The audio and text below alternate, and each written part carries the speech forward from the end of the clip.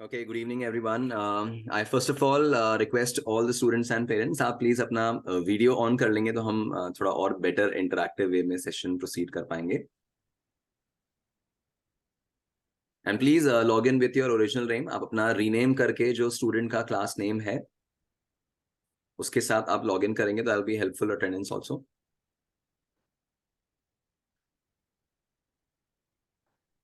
All right, good evening everyone. I welcome you all to the orientation session of RJ Academy. This is the orientation of class 11th 2023-24 batch. So, dear parents, it's been around 5 months, more than 5 months कि हम लोगों ने class 11th का session start किया. आज हमारे साथ 11th IIT and 11th Medical 11th NEET batch के students and parents available हैं. So it's been more than 5 months कि हमने 11th का करिकुलम बच्चों की प्रिपरेशन जो है वो स्टार्ट की थी. Day 1 से ही we have been guiding the students about कि इनको किस वे में पढ़ना चाहिए, क्या इनके academic habits होनी चाहिए, किस वे में इनको रूटीन बनाना है, क्या इनका शेड्यूलिंग होना चाहिए. बट स्टिल जैसे जैसे सिलेबस प्रोग्रेस होता है, जैसे जैसे चैप्टर्स एड अप होते हैं, there are many matters जिनमें students they usually start struggling. कुछ matters crop up होने लगते हैं जहां पर they're not able to handle the syllabus, they're not able to cope up with the subjects, they're not able to score marks. और ऐसे n number of matters है जहां पर the students as well as the parents they need counseling from the mentors.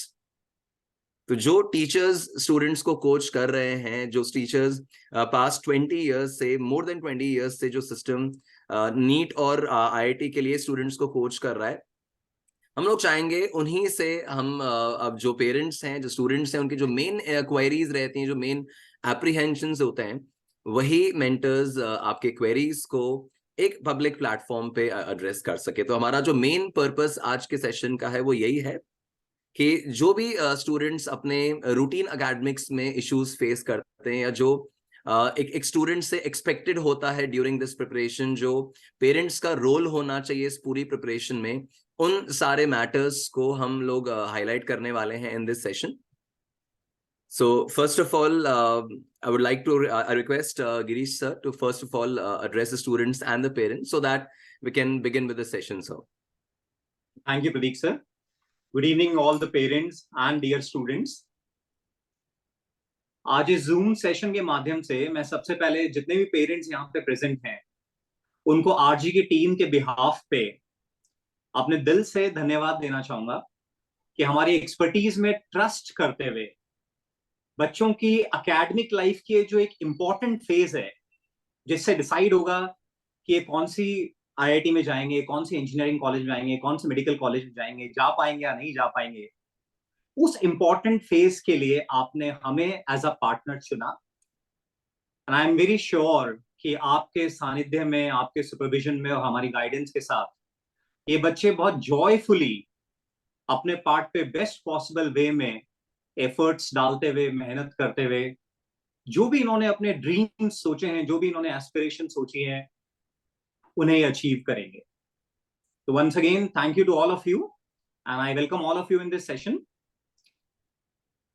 देखिए, April first week से phase 1 start हुआ था और उसके बाद में रेगुलर टाइम इंटरवल्स में अलग अलग फेजेस स्टार्ट होते रहे. So it's been almost 5.5 months आप लोगों को पढ़ाई करते हुए.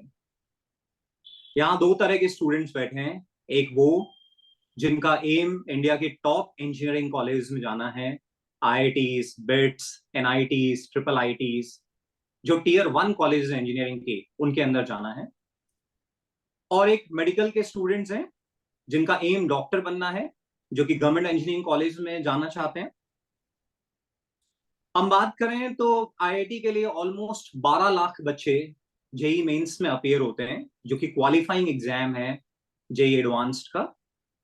और उसमें से करीब 2 लाख बच्चों को सेलेक्ट किया जाता है जेई एडवांस्ड में अपीयर होने के लिए, आईआईटी में अपीयर होने के लिए. और 2 लाख बच्चों में से अराउंड 15,000 बच्चे जनरल कैटेगरी के अपन माने. ओवरऑल इन ऑल आईआईटी में अराउंड 17,000 प्लस सीट्स हैं. तो उतने बच्चे आईआईटीज में एडमिशन ले पाते हैं और बाकी फिर एनआईटीज में, दूसरे इंजीनियरिंग कॉलेज में एडमिशन लेना चाहते हैं. ले पाते हैं। तो ऑलमोस्ट 11.5-12 लाख बच्चों में से इंडिया के अपनी एज ग्रुप के आप top 15,000, top 10,000, top 5,000, top 1,000, top 20,000 students में आना चाहते हो। 12 लाख बच्चे जो कि ज्यादातर जो साइंस मैथ्स और साइंस बायो लेते हैं, ये अपनी अपनी स्कूल के अपनी अपनी क्लासेस के एलीट बच्चे होते हैं। जैसे किसी भी स्कूल की बात करें तो क्लास 10th में एक नॉर्मल स्कूल में जिसमें स्ट्रेंथ 2-2,500 है, अराउंड 200-250 बच्चे क्लास 10th में होंगे। और जो एलीट कैटेगरी है, टॉप 50 बच्चे, टॉप 40 बच्चे, वो साइंस मैथ साइंस बायो को एम करते हैं।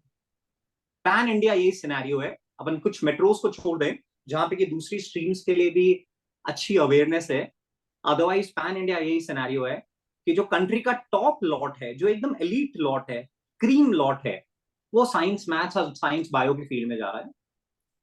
और उन 11.5-12 लाख बच्चों में से, आईआईटी के बच्चों में से, आपको टॉप 15,000, टॉप 20,000, टॉप 1,000, टॉप 100, जो भी आपके एस्पिरेशंस हैं, उसके अंदर आपको मुकाम हासिल करना है, अपना स्थान बनाना है। और ऐसे मेडिकल वाले बच्चों की बात करें तो लास्ट ईयर 20,38,000 ऑलमोस्ट बच्चों ने नीट का एग्जाम दिया।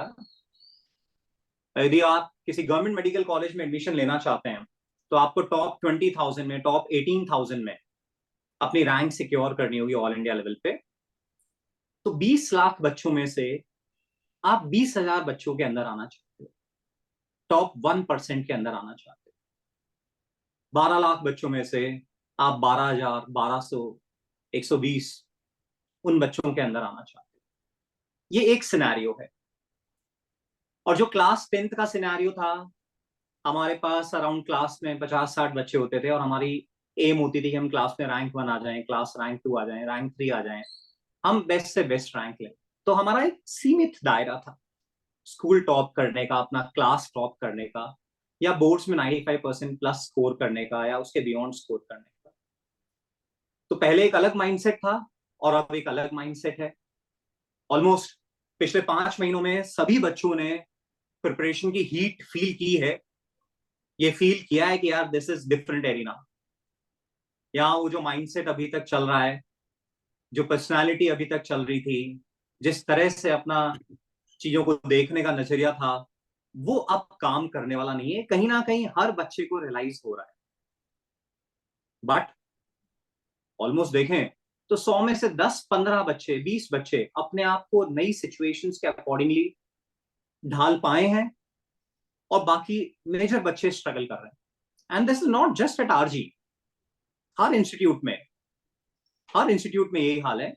बल्कि हम बच्चे तो फॉर्चुनेट हैं कि हम कुछ लिमिटेड टीचर्स के क्लोज सुपरविजन में है, जहां पे आपको क्लास में जाना जाता है कि अच्छा आप रितिशा हो, आप नव्या हो, आप हर्ष हो, आप मान्य हो, आपको नाम से पुकारा जाता है। ये प्रिविलेज बहुत कम बच्चों को आईआईटी और नीट की प्रिपरेशन में नसीब होता है। अदरवाइज जो बड़े इंस्टीट्यूट हैं वहां तो मतलब बस बच्चे बैठे हैं, 200 बच्चे बैठे हैं, 150 बच्चे बैठे हैं, दे आर फेसेस जो कुछ जाने पहचाने लगते हैं जब टीचर प्लेटफॉर्म पे आके अपना लेक्चर डिलीवरी करता है। किसका क्या पर्सनालिटी है, किसका क्या फैमिली बैकग्राउंड है, किसके क्या स्ट्रगल्स हैं, हार्डली टीचर को मालूम होता है। प्लस वो बच्चे अपने घर से दूर हॉस्टल में अपनी एज ग्रुप के बच्चों के बीच में रह रहे होते हैं और लगातार n नंबर ऑफ अलग अलग तरह के चैलेंजेस को फेस कर रहे होते हैं। पेरेंट्स से दूर हैं, अपनी बात कहने के लिए कोई समझदार पर्सन अपने अराउंड नहीं है।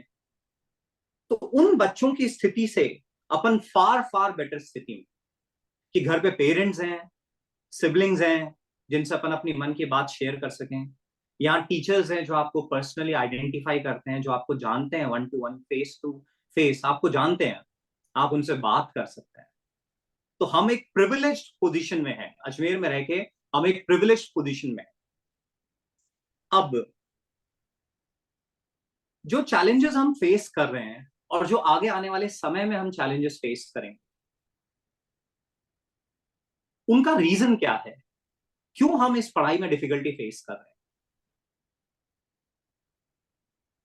क्यों हम उतना नहीं समझ पा रहे हैं, उतना होमवर्क नहीं कर पा रहे हैं, उतना डिसिप्लिन मैनर में अपने आप को कैरी नहीं कर पा रहे हैं?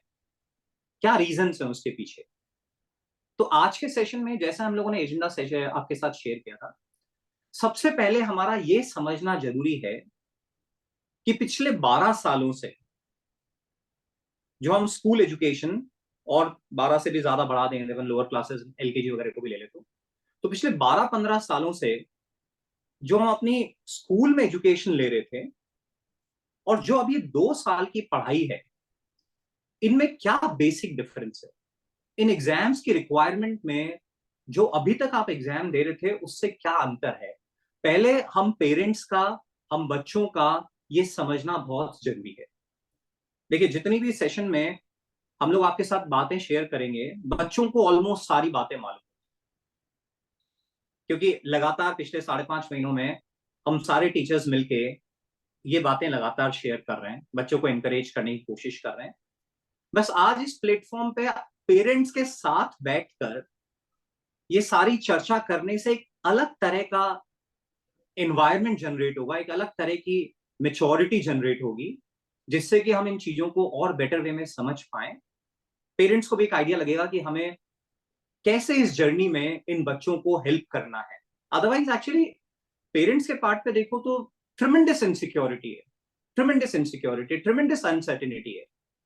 बच्चे एक अलग फेज में चल रहे हैं, अलग तरह के चैलेंजेस फेस कर रहे हैं, पेरेंट्स हेल्पलेस हैं, पेरेंट्स क्लूलेस हैं कि कैसे हम बच्चों को एनकरेज करें, कैसे बच्चों को सही हैबिट्स मेंटेन करने के लिए मोटिवेट करें, बच्चे पढ़ाई करें, अपना रूटीन फॉलो करें, स्क्रीन से, इंटरनेट से, इनसे दूर रहें।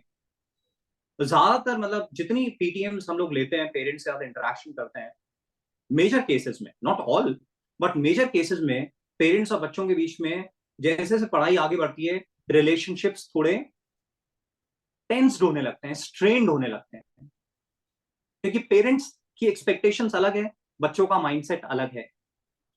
तो आज इस सेशन के माध्यम से हमारा पर्पस पेरेंट्स को भी एनलाइटन करना है कि एक्चुअली पढ़ाई जो है, कैसे जो अभी तक पिछले 12 सालों से बच्चे पढ़ाई कर रहे थे उससे डिफरेंट है, यहां हमें किन टेक्निक्स को अप्लाई करना है सो दैट ये बच्चे अपने आप को एकदम कंपोज रखते हुए, अपने आप को बैलेंस रखते हुए, चैनलाइज रखते हुए अच्छी तरह से पढ़ाई कर पाए, एट द टॉप खुश रह पाए।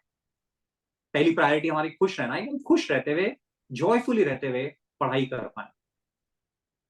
तो जो हमारा आज के सेशन का पहला पॉइंट है, वो हम इस बात पे चर्चा करेंगे कि जो पिछले 12 सालों की पढ़ाई है, एग्जामिनेशन सिस्टम है, और जो अब आगे के 2 सालों की पढ़ाई है और एग्जामिनेशन सिस्टम है, ये कैसे डिफरेंट है। तो एक्चुअली केवल थोड़ा सा मैथमेटिक्स और बायोलॉजी वाले बच्चों में केवल एग्जामिनेशन पैटर्न में और टफनेस लेवल में अंतर रहेगा, बाकी जो बेसिक गाइडलाइंस हैं वो सबके लिए कॉमन रहेगी। तो थोड़ा सा बस आपको बेयर करना पड़ेगा, मेडिकल वाले बच्चों को इंजीनियरिंग वाले स्टैटिस्टिक्स के साथ में, और इंजीनियरिंग वाले बच्चों को मेडिकल वाले स्टैटिस्टिक्स के साथ में, जस्ट अ फ्यू मिनट्स। तो एक बार अपन सबसे पहले ये देखें कि क्लास 10th के स्टैटिस्टिक्स क्या है। तो देखिए 2023 का अपन सीबीएसई का डेटा देखें, तो सीबीएसई के डेटा में ऑलमोस्ट 44,000 प्लस बच्चों ने क्लास 10th में 95% से ज्यादा स्कोर किया है। ये केवल सीबीएसई की बात कर रहे हैं, जबकि आईआईटी और मेडिकल में केवल सीबीएसई वाले बच्चे नहीं होंगे, स्टेट बोर्ड वाले बच्चे भी होंगे, जो कि सीबीएसई से कई गुना ज्यादा है। हम यहाँ पे केवल सीबीएसई की बात कर रहे हैं। तो यदि अपन क्लास 10th के 2023 के स्टैटिस्टिक्स को देखेंगे, तो 95% से ऊपर जितने बच्चों ने मार्क्स स्कोर किया है, वो 44,297, अपन मान सकते हैं रफली 45,000 बच्चों ने 95+ % स्कोर अचीव किया है। और 90% प्लस स्कोर यदि अपन देखें तो 1.95 लाख प्लस बच्चे, ऑलमोस्ट 2 लाख बच्चों ने 90+% स्कोर अचीव किया। तो 95+% स्कोर, 90+% स्कोर डेफिनेटली ये इंडिकेट कर रहा है कि यू हैव बीन सिंसियर। आप पढ़ने वाले बच्चे रहे हैं, आप मेहनती बच्चे रहे हैं, आप अपनी पढ़ाई को लेकर जागरूक रहे हैं। बट 95+% या 90 to 95% स्कोर कहीं पे भी ये इंडिकेशन नहीं दे रहा है कि आपको एंडोर्स कर दिया गया है, आप पे सील लग गई है कि भाई आप तो आईआईटी में जाने के लिए रेडी हो, क्योंकि आप 10th में 95+% लेकर आए हो। क्योंकि आईआईटी में ऑलमोस्ट जनरल कैटेगरी के लिए 15,000 17,000 टोटल सीट्स हैं। आईआईटी में टोटल सीट्स ही 17,000 करीब हैं, और यहाँ 95+% 45,000 प्लस बच्चों ने 45,000 बच्चों के अराउंड स्कोर किया है। ये तो केवल सीबीएसई की बात हो रही है। इससे कहीं गुना ज्यादा डेटा स्टेट बोर्ड्स का रहेगा जो कि एग्जाम्स में अपीयर होंगे।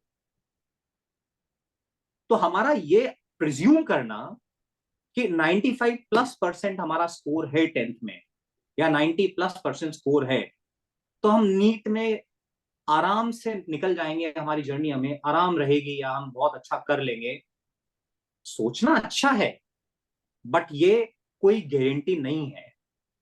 क्योंकि नंबर ऑफ स्टूडेंट्स आप देख रहे हो कि यहाँ कितना ज्यादा है। नीट में ऑलमोस्ट आपको 15-20 हजार रैंक के अंदर आना है ऑल ओवर इंडिया में, 20 लाख बच्चों के बीच में। और आईआईटी में 12 लाख बच्चों के अंदर, जो कि 2 लाख बच्चे आईआईटी का एग्जाम देंगे, उसमें आपको टॉप 15,000 टॉप 10,000 के अंदर आना है। अब हम बात करते हैं क्लास 12 के आईआईटी के स्टैटिस्टिक्स की, जो जेईई एडवांस का स्टैटिस्टिक्स है, जो बच्चे इंजीनियरिंग के थ्रू आईआईटीज में एडमिशन लेना चाहते हैं।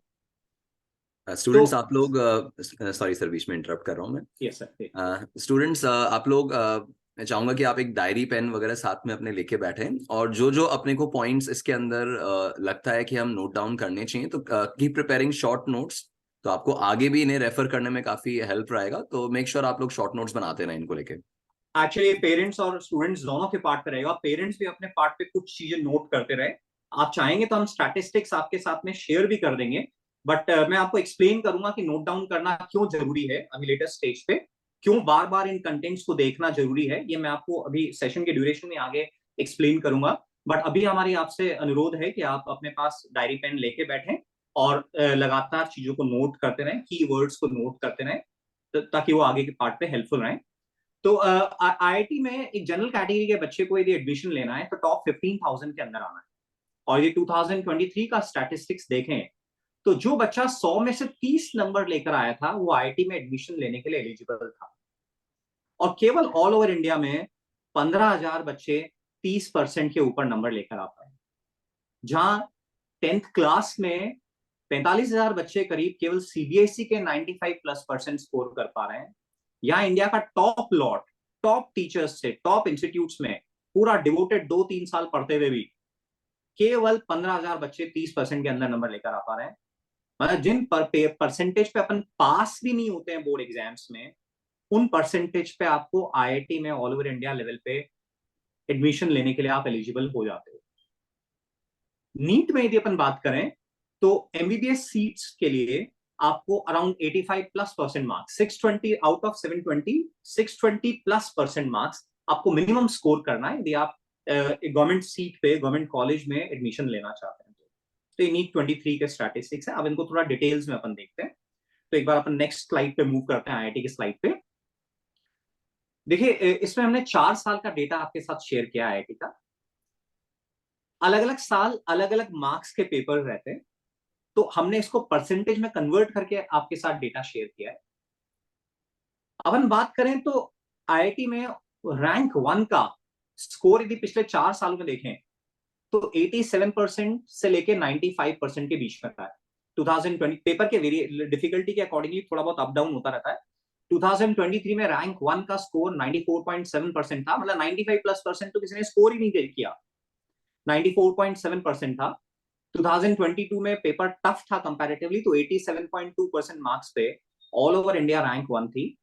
यदि हम रैंक 100 की बात करें तो 2023 में 79% पे ऑल ओवर इंडिया 100 रैंक थी, which is a exceptionally good rank.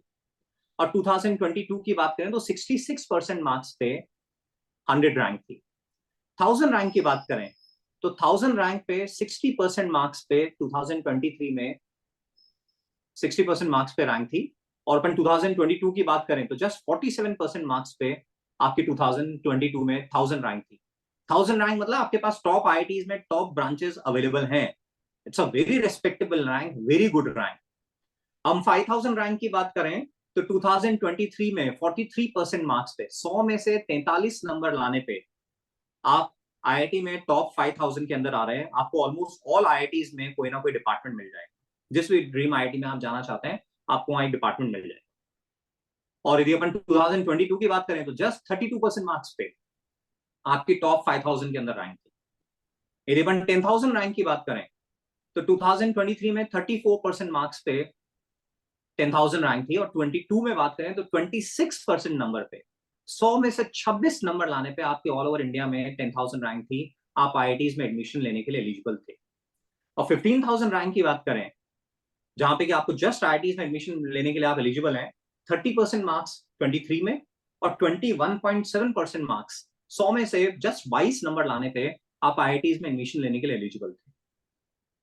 तो इंजीनियरिंग वाले स्टूडेंट्स को और पेरेंट्स को इस स्लाइड को अपने पास सेव करके रखना है, हम आपके साथ शेयर करेंगे, और बार बार इस स्लाइड को वॉच करना है अपने आप को ट्रेन करने के लिए कि भाई ये जो तैयारी है ये अब डिफरेंट है।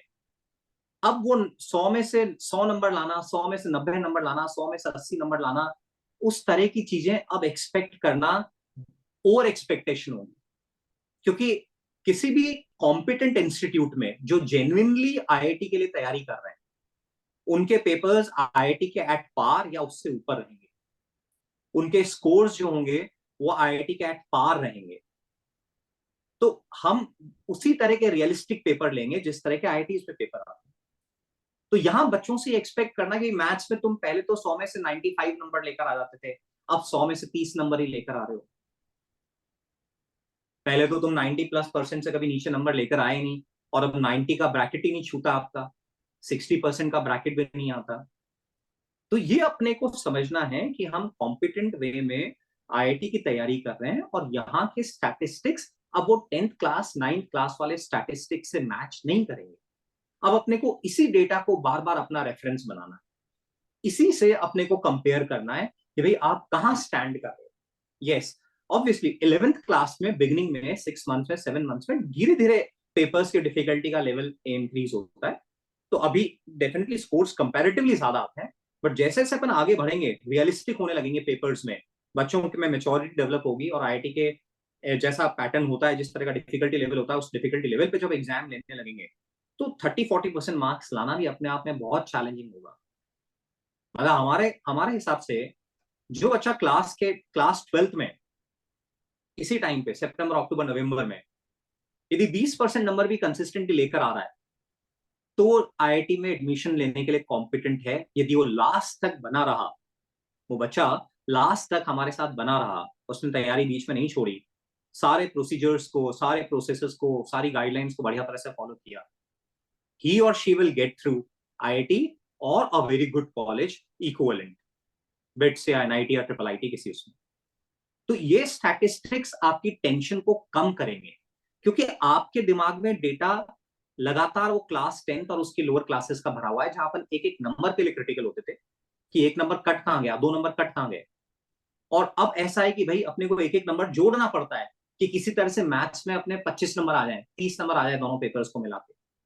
जहां पहले एक एक नंबर कट होने में अपन की 2 नंबर कहां कटे, 3 नंबर कहां कटे, अब अपने को ये देखना पड़ता है कि भाई इस क्वेश्चन में 1 नंबर मिला, इस क्वेश्चन में 2 मिला, इस क्वेश्चन में 3 मिला, और टोटालिटी में मेरा एक रिस्पेक्टेबल स्कोर आ गया और मैं अच्छा कर पा रहा हूं।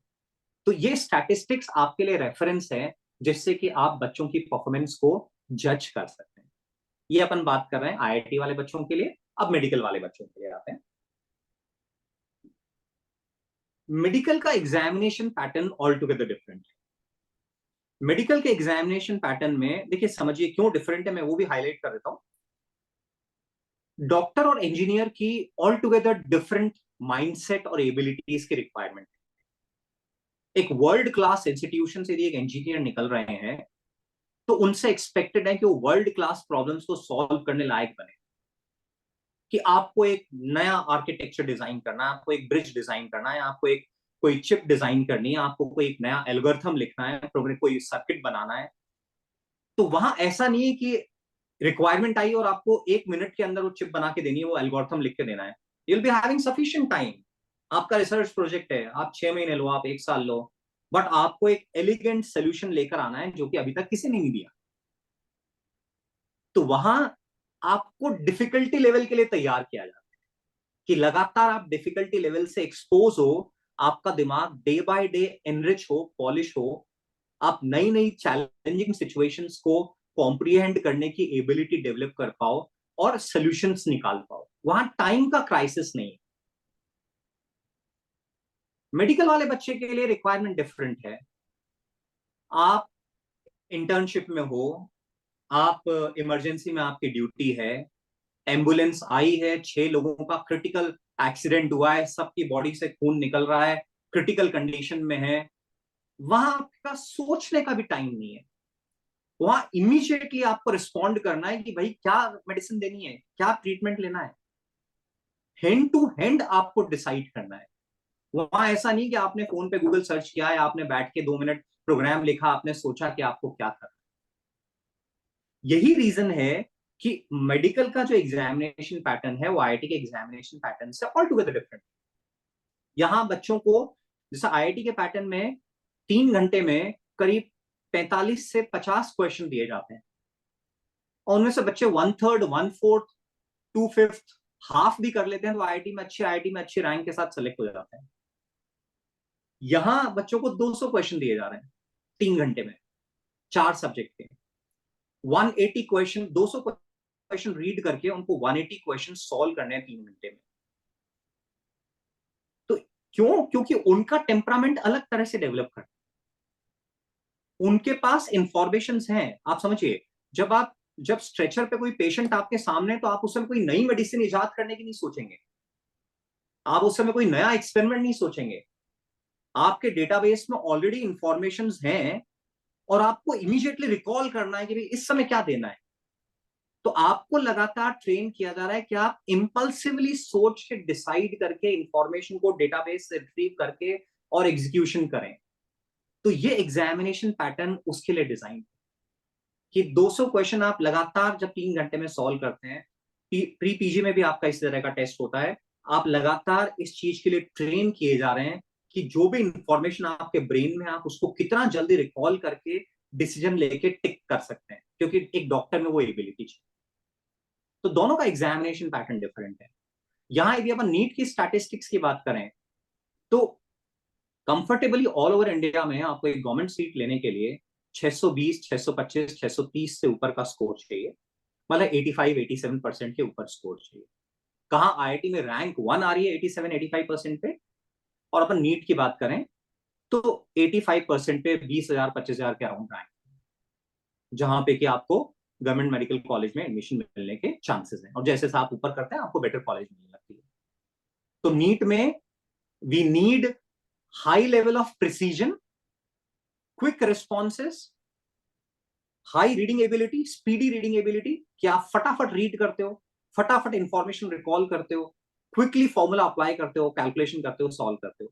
वहां डिफिकल्टी इन्वॉल्व नहीं है, वहां वॉल्यूम है, वहां स्पीड है। और आईआईटी के एग्जामिनेशन पैटर्न में डिफिकल्टी है, स्पीड की रिक्वायरमेंट नहीं है, वहां एनालिटिकल एबिलिटी, थिंकिंग एबिलिटी की ज्यादा रिक्वायरमेंट है कि आप चाहे कम क्वेश्चन सॉल्व करो बट दिमाग लगा के सॉल्व कर पाओ। इसीलिए वो आईआईटी का पैटर्न लो स्कोरिंग है और नीट का पैटर्न हाई स्कोरिंग है। तो दोनों की अपनी अपनी इंपॉर्टेंस है, दोनों की अपनी अपनी प्रोफेशन के हिसाब से अलग अलग रिक्वायरमेंट्स है। तो ये अपन ने आईआईटी और नीट का स्टैटिस्टिक्स देखा, दोनों के एग्जामिनेशन पैटर्न को समझा।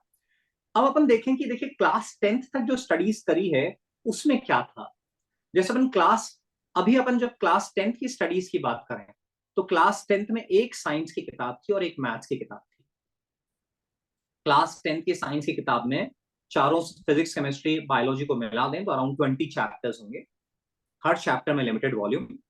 चैप्टर की बैक एक्सरसाइज में 10 से 15 क्वेश्चंस, जिसमें 4-5 straight forward objective question, 2-3 numerical जिसमें डायरेक्ट फॉर्मूला अप्लाई करना है, 1/v + 1/v = 1/v बराबर आई आर, p बराबर आई स्क्वायर, v बराबर आई आर, p बराबर आई स्क्वायर आर, और आपको डेटा डाल के सॉल्व करना है। जस्ट 2 या 3 लाइन में आपको न्यूमेरिकल सॉल्व करना है।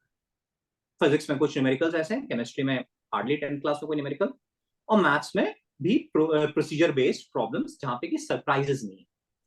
तो जितनी आपने क्लास 6 से लेके क्लास 10 तक की स्टडीज करी हैं, उन स्टडीज में आपको कैसे पढ़ना होता था? लिमिटेड वॉल्यूम होता था, आपको मालूम था कि एग्जाम का ये पैटर्न रहेगा, इस तरह से क्वेश्चंस आएंगे, इतने छोटे क्वेश्चन होंगे, इतने बड़े क्वेश्चन होंगे, इतने और बड़े क्वेश्चन होंगे, और ये क्वेश्चन में से कुछ क्वेश्चन आएंगे। एग्जाम के पहले आपको जैसे अभी तो पूरे 15-20 दिन का स्पैन होता था हाफ ईयरली का, या बोर्ड एग्जाम्स के स्पैन की बात करें तो ऑलमोस्ट 3-3.5 हफ्तों का बोर्ड एग्जाम्स का स्पैन। जिसमें कि 2-2 पेपर्स के बीच में 3-3 4-4 दिन का गैप। बच्चे भी स्मार्ट होते थे कि मालूम है कि आप सोशल साइंस याद ही करनी है, तो अपन 3-4 दिन का गैप है, आराम से उसी टाइम पढ़ लेंगे, क्यों पहले से पढ़ के रखने की जरूरत है। तो क्लास 10 तक के यदि हम एग्जामिनेशन पैटर्न की बात करें तो मैं बहुत ब्लंटली बोलूंगा, it's a vomiting exam pattern. Vomiting exam pattern का मतलब क्या है कि आप एग्जाम के पहले लगातार इंफॉर्मेशन भरते हो, रात में रिवाइज करते हो, सुबह रिवाइज करते हो, 2 दिन पहले से रिवाइज करना चालू करते हो, लगातार इंफॉर्मेशन आपके गले तक आ जाती है। सुबह भी मम्मा आपसे पूछ रही होती है क्वेश्चंस, रात में भी आपसे क्वेश्चंस पूछ रही होती है, तो इसका क्या किया, इसका क्या किया, और अगले दिन जाके सेम पैटर्न में एग्जाम होता है। जो इन्फॉर्मेशन आपने पूरा अंदर तक भरी होती है 2-3 दिन में रिवाइज करके, आप उसको एज इट इज कॉपी में निकाल कर आ जाते हो। अब किसकी कितनी अच्छी प्रेजेंटेशन है, किसने अच्छे से रिकॉल किया है, लिखा है, उसके बेसिस पे मार्क्स का थोड़ा बहुत वेरिएशन रहता है। वहां एग्जाम में सरप्राइजेस नहीं है। सरप्राइजेस क्या पिछले 10 सालों में हार्डली हैबिचुअल रहे हैं कि कोई एग्जाम में सरप्राइज आया हो। तो ये तो क्लास 10 का पैटर्न है। अब अपन क्लास 11-12 की बात करें तो अकेले फिजिक्स में almost 10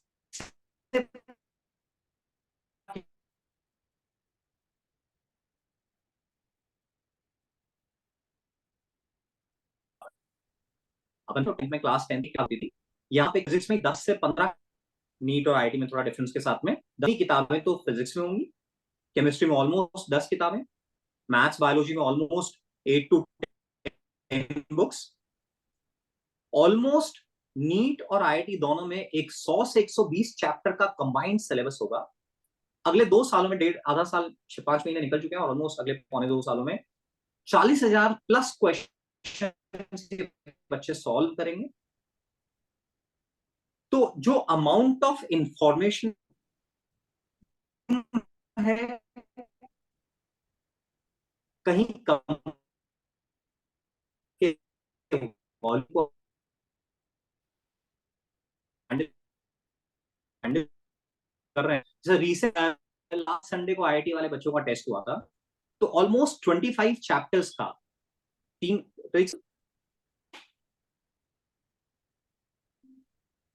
M I Audible?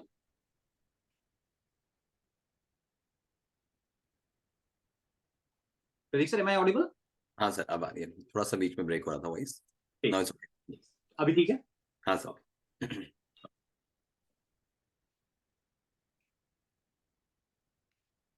So volume की बात करें तो अपन वॉल्यूम की बात करें तो जो क्लास 10th का वॉल्यूम है और जो क्लास 11th-12th का वॉल्यूम है, कोई कंपैरिजन नहीं है। और आप देखिए पिछले 4 महीनों में ऐसा क्या हो गया कि दिमाग की एकदम कैपेबिलिटी एक्सपोनेंशियली ड्रास्टिकली इंक्रीज हो गई। जर्नी तो वहीं से है ना। मार्च में आपने बोर्ड एग्जाम्स दिए हैं, छोटे छोटे वॉल्यूम्स को आपने कवर अप किया है, और अब 4-5 महीनों से आप अलग तरह से पढ़ाई कर रहे हैं, अलग तरह से वॉल्यूम को आपको हैंडल करना है। यही हम एग्जामिनेशन पैटर्न की बात करें तो जहां नीट में 3 घंटे में चारों सब्जेक्ट के 200 क्वेश्चंस आपको सॉल्व करने हैं, वहीं आईआईटी के एग्जाम में जैसा संडे को बच्चों ने दिया, 3-3 घंटे के 2 पेपर है। एक पेपर में फिजिक्स केमिस्ट्री मैथ्स तीनों का कंबाइंड पेपर है। दोनों पेपर में फिजिक्स केमिस्ट्री मैथ्स कंबाइन आ रहा है, और इंडिविजुअली एक एक सब्जेक्ट में अलग अलग कैटेगरी क्वेश्चंस हैं।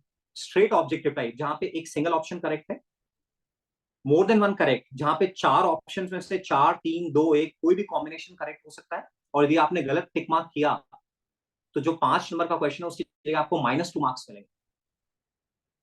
फिर कॉम्प्रिहेंशन बेस्ड क्वेश्चन है जहां पे कि आपको एक पूरा मैं ये पेरेंट्स को एक्चुअली ये सब चीजें मैं क्यों शेयर कर रहा हूं, आपको ही मैं एक्चुअली एजुकेट करना चाहता हूं कि ये पैटर्न डिफरेंट है। Now we need different techniques, और बच्चों को भी आपके सामने फिर से एजुकेट करना चाहते हैं हम लोग कि now we need different mindset, different personality to handle these challenges जो अभी आ रहे हैं और जो आगे आने वाले समय में आएंगे। तो यदि आईआईटी के एग्जाम की बात करें तो आईआईटी के एग्जाम में ऑलमोस्ट तो मैंने स्ट्रेट ऑब्जेक्टिव टाइप बताया, मैंने मल्टीपल करेक्ट बताया, और उसके बाद में नेक्स्ट अपना आता है कॉम्प्रिहेंशन बेस्ड, जिसमें कि कॉम्प्रिहेंशन दिया हुआ होता है और उस पर बेस्ड आपको 2 या 3 क्वेश्चन सॉल्व करने होते हैं। फिर न्यूमेरिकल टाइप क्वेश्चन होता है जिसमें कि आपको एक ब्लैंक स्पेस में नंबर टिक करना होता है। सपोज नंबर है 5.09, आपका आंसर आया 5.09। अब 5.09 की जगह यदि आपने 5.11 लिखा तो भी आपका नेगेटिव हो गया, या आपको 0 मार्क मिला। इंटीजर बेस्ड क्वेश्चन है जहां पे कि आपका आंसर इंटीजर नंबर में आएगा, वहां पे नंबर गलत लिखा सॉल्व करके। तो समझिए फिजिक्स में इस तरह के 4 या 5 कैटेगरी के क्वेश्चंस हैं, केमिस्ट्री में 4 या 5 कैटेगरी क्वेश्चंस हैं, मैथ्स में 4 या 5 कैटेगरी क्वेश्चंस हैं। तो एट अ टाइम 3 घंटे के पेपर में अभी जो इस संडे को दिया 25 चैप्टर का एक साथ अलग अलग वैरायटी के क्वेश्चंस आप सॉल्व कर रहे हो। अभी मेजर बच्चे इस पैटर्न के लिए ब्रेन यूज टू नहीं हुआ है। It will take time, we have to be very gentle with the students, with our kids. मैं आपके साथ ड्यूरिंग द सेशन ये शेयर करूंगा कि किन चीजों में हमें बच्चों के साथ स्ट्रिक्ट रहना है, एकदम ब्लैक एंड व्हाइट रहना है, और किन चीजों में अपने को बच्चों के साथ जेंटल रहना है, कहां बच्चों को स्पेस देना है अपने आप को ग्रो करने के लिए, और कहां एकदम black and white line draw करनी की भाई यही है बस, इसमें कोई 0-1 है, या तो 0 या 1 है, इसके अलावा और कोई नहीं है। डिफरेंट शेड्स ऑफ ग्रे नहीं है, या तो ब्लैक है या व्हाइट है। ये मैं आपके साथ ड्यूरिंग द कोर्स सेशन धीरे धीरे शेयर करूंगा। तो एग्जामिनेशन पैटर्न अपन देख रहे हैं डिफरेंट है। वहीं नीट वाले बच्चों के लिए देखें तो 3 घंटे में 200 बच्चे क्वेश्चन सॉल्व करने हैं।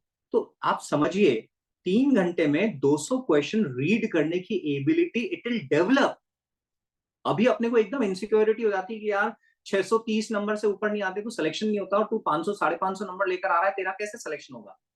It will take time to grow up, mature होने में, एग्जामिनेशन पैटर्न को दिमाग में अडेप्ट होने में, उसके अकॉर्डिंगली अपनी वर्किंग लाने में। It will take time, we have to be very gentle with the kids.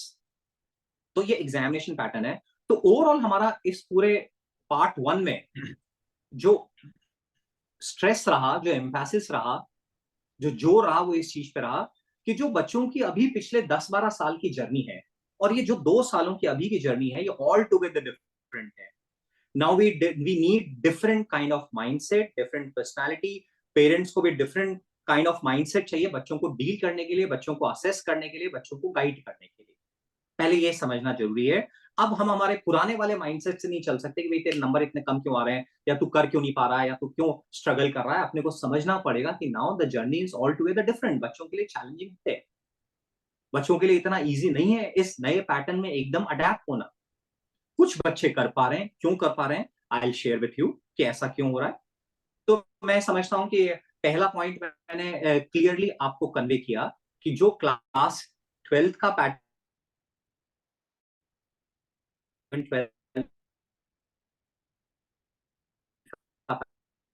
है से 10 तक मैनर में पढ़ते हैं, नजरिए से असेस करना पड़ेगा कि बच्चे सही कर रहे हैं या नहीं कर रहे हैं। हम लोग नेक्स्ट पॉइंट पर आते हैं।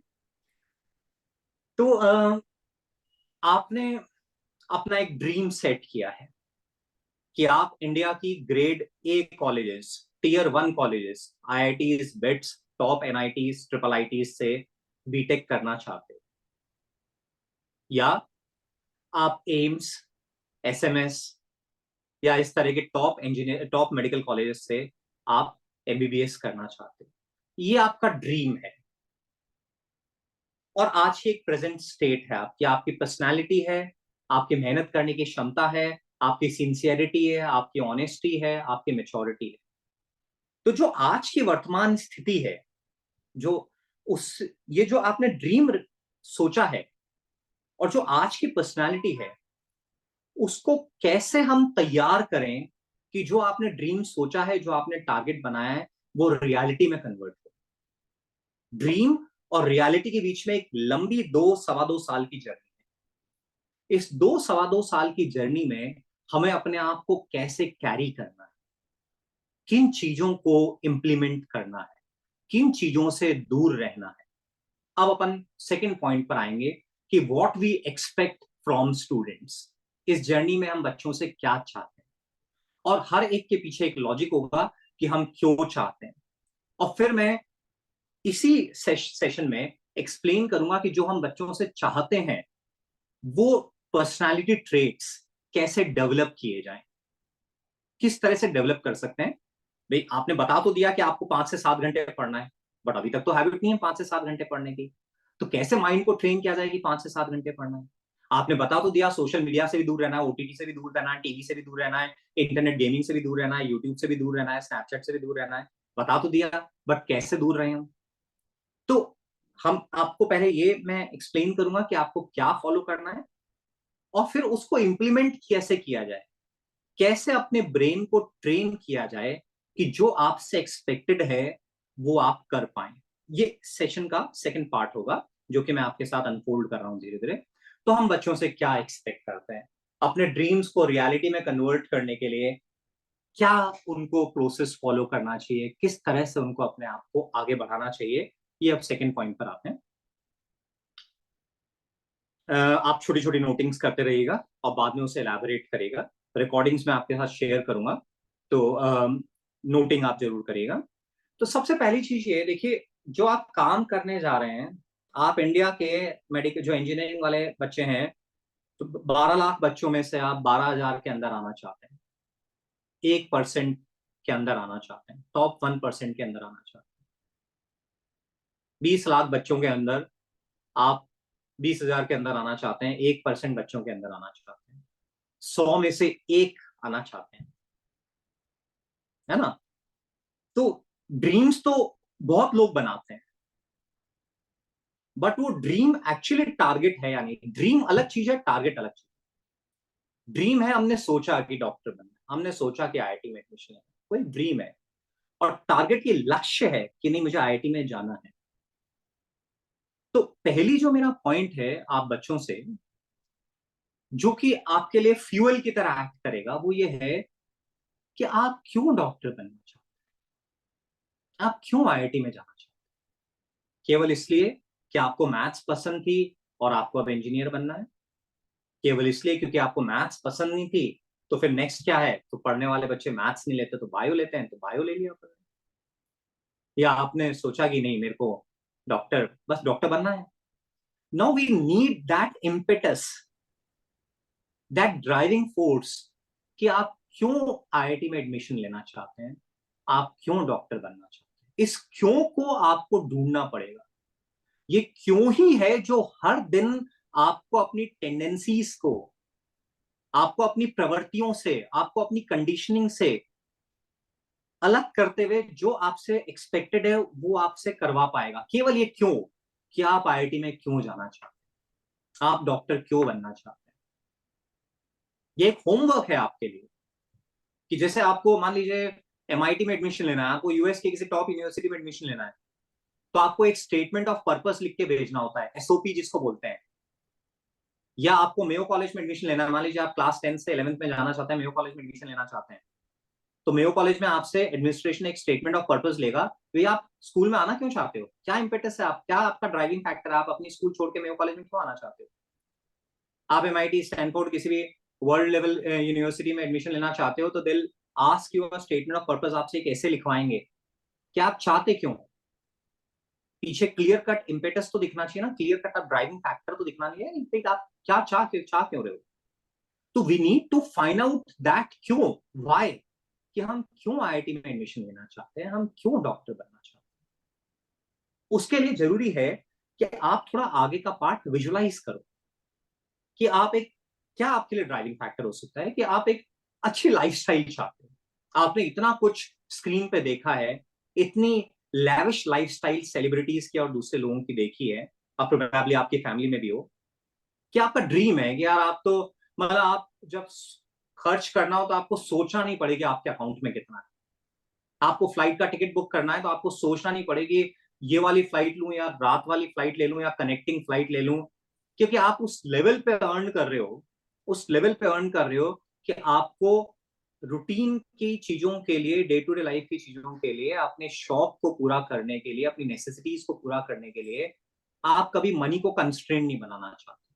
कुछ बच्चों के लिए ये इम्पेटस हो सकता है, कुछ बच्चों के लिए ये इम्पेटस हो सकता है कि वो आईआईटी के थ्रू आगे जाके यूएस के किसी टॉप यूनिवर्सिटी में एडमिशन लेना चाहते हैं, या सिविल सर्वेंट आईएएस बनना चाहते हैं, आईपीएस बनना चाहते हैं, या बीटेक करने के बाद में वो टॉप एमबीए कॉलेज में जाके और फिर आगे कंपनी की डिसीजन मेकिंग में आना चाहते हैं, सीईओ बनना चाहते हैं। आपने सीरियल्स देखे जहां पे कि टॉप सीईओ के साथ इंटरेक्शन हो रहा है, शार्क टैंक, कुछ बच्चों ने देखा और आपको भी रियलाइज हुआ कि मुझे भी उसी तरह का बनना है, मुझे भी अपना स्टार्टअप स्टार्ट करना है। You need that impetus daily basis पे, डेली बेसिस पे सुबह उठने के बाद आपको क्यों चाहिए कि क्यों मैं 5 से 7 घंटे डेली पढूं, क्यों मैं इंटरनेट से दूर रहूं, क्यों मैं डिफिकल्ट क्वेश्चंस को सॉल्व करूं। अभी तक तो नहीं था, अभी तक तो 10th में हार्डली 5 से 7 घंटे बच्चे पढ़ पाते हैं। 10th के एक टिपिकल बच्चे का यदि अपन रूटीन देखें तो सुबह 7 से लेके 2-2:30 बजे तक तो आप स्कूल के उसमें बिजी हो, घर आए, खाना खाया, और फिर उसके बाद में आपने कुछ कुछ स्क्रीन पे देखा, कुछ और किया। और मेजर बच्चे किसी ना किसी कोचिंग इंस्टीट्यूट से अटैच थे, ट्यूशन से अटैच थे, तो वहां से फिर ट्यूशन पे, कोचिंग इंस्टीट्यूट पे चले गए, या फिर कुछ बच्चे स्पोर्ट्स को परस्यू कर रहे थे, कुछ और हॉबी परस्यू कर रहे थे, उसके लिए चले गए। तो दिन भर में आधा 1 घंटा 1.5 घंटा होमवर्क वगैरह कुछ कर लिया, और बाकी अपनी मर्जी के मालिक रहे हो आप पिछले 5 सालों से। और आपसे एक्सपेक्ट किया जा रहा है कि आप दिन में 2 बजे आओ और 3 बजे से तो पढ़ने बैठ जाओ। गिरीश सर, प्रतीक सर, सारे सर लोग बोलते हैं, आरडी सर लोग बोलते हैं कि भाई डेली 5 से 7 घंटे पढ़ाई चाहिए, बोलते तो हैं। बट जब तक आपको अंदर से वो क्यों नहीं मिलेगा ना कि क्यों चाहिए, तब तक एक्चुअली आप सस्टेनेबल वे में पढ़ाई नहीं कर पाओगे। आप 2 दिन 3 दिन मेरे कहने पे आप पढ़ लोगे, जब जब हम चार्ज करते हैं क्लास में आप पढ़ लोगे, या कभी मम्मी पापा ने आपको डांट दिया आप 2-3 दिन पढ़ लोगे, फिर से आप ओल्ड पैटर्न में आ जाओगे, आप सस्टेनेबल वे में नहीं पढ़ सकते। और ये ऑलमोस्ट आप मान के चलिए 100 बच्चों का यदि हम सैंपल सेट लें तो 100 बच्चों में से 8 से 10 बच्चे ऐसे होते हैं जिनकी जेनेटिक प्रोग्रामिंग इस तरह की है कि वो जैसी सिचुएशन होती है उसके हिसाब से फटाक से अडेप्ट हो जाते हैं। वो फटाफट नई कंडीशंस के अकॉर्डिंगली अपने आप को ढाल लेते हैं। उनका सेंस बहुत हाई लेवल पे प्रिवेल करता है कि अभी सीरियस क्लासेस है तो सीरियस रहना है, घर आके होमवर्क करना है तो होमवर्क करना है। बट ये 100 में से हार्डली 8-10 बच्चों के साथ है। बाकी एक बहुत बड़ा लॉट है जिसको क्लैरिटी नहीं होती, कभी पढ़ लेता है, कभी नहीं पढ़ता है, कभी लो फेस, कभी अप फेस। और एक तीसरी कैटेगरी है जो कि अभी अनडेवलप्ड स्टेट में है, जिनको एक्चुअली रियलाइजेशन नहीं पढ़ने की जरूरत भी है। घर से धक्का लगता है तो इंस्टीट्यूट पे आते हैं, इंस्टीट्यूट से धक्का लगता है वापस घर चले जाते हैं। कई बार बैग खुलता है, कई बार रजिस्टर खुलते हैं, कई बार नहीं खुलते हैं। किसी टीचर का डर है तो उसके डर के बहाने आपने पढ़ लिया, और डर नहीं है तो नहीं पढ़ा, बैग बंद के बंद ही चले गए, क्योंकि पिछले कई सालों से ये आदत रही है स्कूल में, क्योंकि एग्जाम के बीच में गैप मिलता था। अब इन सारे बच्चों को, चाहे वो कैटेगरी 3 है, कैटेगरी 2 है, कैटेगरी 1 है, इनको लगातार अपनी इंस्पिरेशन मेंटेन करनी है, क्योंकि ये बच्चों 1 दिन 2 दिन 5 दिन का काम नहीं है। 5.5 महीने निकल चुके हैं। आईआईटी वाले बच्चों को जून 25 में एग्जाम देना होगा। ऑलमोस्ट 20 महीने हैं हमारे पास में। और नीट वाले बच्चों को जून मई 25 में एग्जाम देना होगा। तो इतने टाइम तक लगातार कंसिस्टेंट मोटिवेशन मेंटेन करने के लिए आपको अंदर से इंस्पिरेशन चाहिए। बाहर वाली इंस्पिरेशन रूटीन बेसिस पे काम नहीं आएगी। तो मेरा आपको ये एक होमवर्क है कि आप अपना क्यों ढूंढे, कि क्यों पढ़ना है आपको, क्यों आपको पढ़ना है, क्यों डेली बेसिस पे इतनी हार्डशिप्स को आपको सस्टेन करना है, ऐसा क्यों करना है। जब तक आपको वो क्यों नहीं मिलेगा तब तक आप डेली बेसिस पे उतनी अच्छी तरह से नहीं पढ़ सकते। तो अपने अपने इंडिविजुअल कॉन्टेक्स्ट में आप ढूंढिए कि आपको क्यों हर दिन 5 से 7 घंटे पढ़ाई करनी। एक्सप्लोर करिए इसको। संडे आ रहा है कल, बैठ के आराम से 1-2 घंटा नहा के बैठिए अपने कमरे में शांत, और ढूंढिए कि आपको क्यों आईआईटी में जाना है, आपको क्यों मेडिकल कॉलेज में जाना है, कैसे डॉक्टर आप बनना चाहते हैं।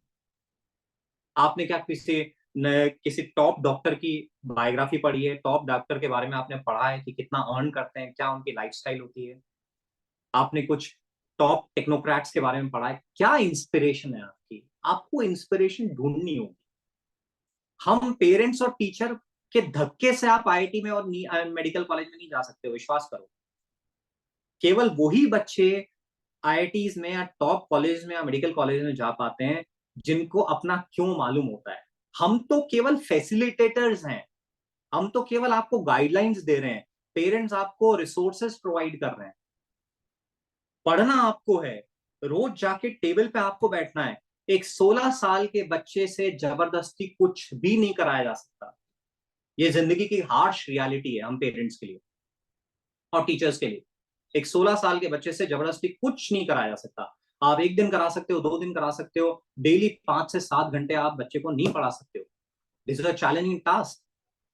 तो आपको अपना क्यों ढूंढना है कि आप क्यों आईआईटी में जाना चाहते हैं। लिखो तो, 2 पन्ने का ऐसे तो लिखो, मेरे साथ और अपने टीचर्स के साथ पर्सनली शेयर तो करो कि सर मेरी ये ख्वाहिश है, मैं 6 साल बाद में आईआईटी से ग्रेजुएट होकर मैं स्टैनफोर्ड जाना चाहता हूँ, मैं एमआईटी जाना चाहता हूँ, मैं ये कलेक्टर बनना चाहता हूँ, या मैं एमबीए आईआईएम से करना चाहता हूँ, या हार्वर्ड से करना चाहता हूँ, या मैं अपना स्टार्टअप स्टार्ट करना चाहता हूँ, या मैं पहले एमबीबीएस फिनिश करना चाहता हूँ एसएमएस से या एम्स से, और उसके बाद में रेडियोलॉजी में या पीडियाट्रिशियन में या किसी मेडिसिन में या किसी और स्ट्रीम में मैं आगे पढ़ना चाहता हूँ, फिर उसके बाद में मैं यूके जाना चाहता हूँ, फिर मैं ये करना चाहता हूँ।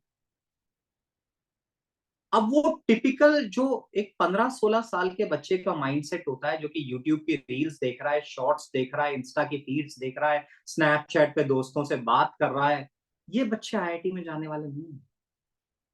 ये बच्चे पहले अटेम्प्ट में मेडिकल कॉलेज में जाने वाले नहीं, ये नहीं जाएंगे। कौन बोल रहा है?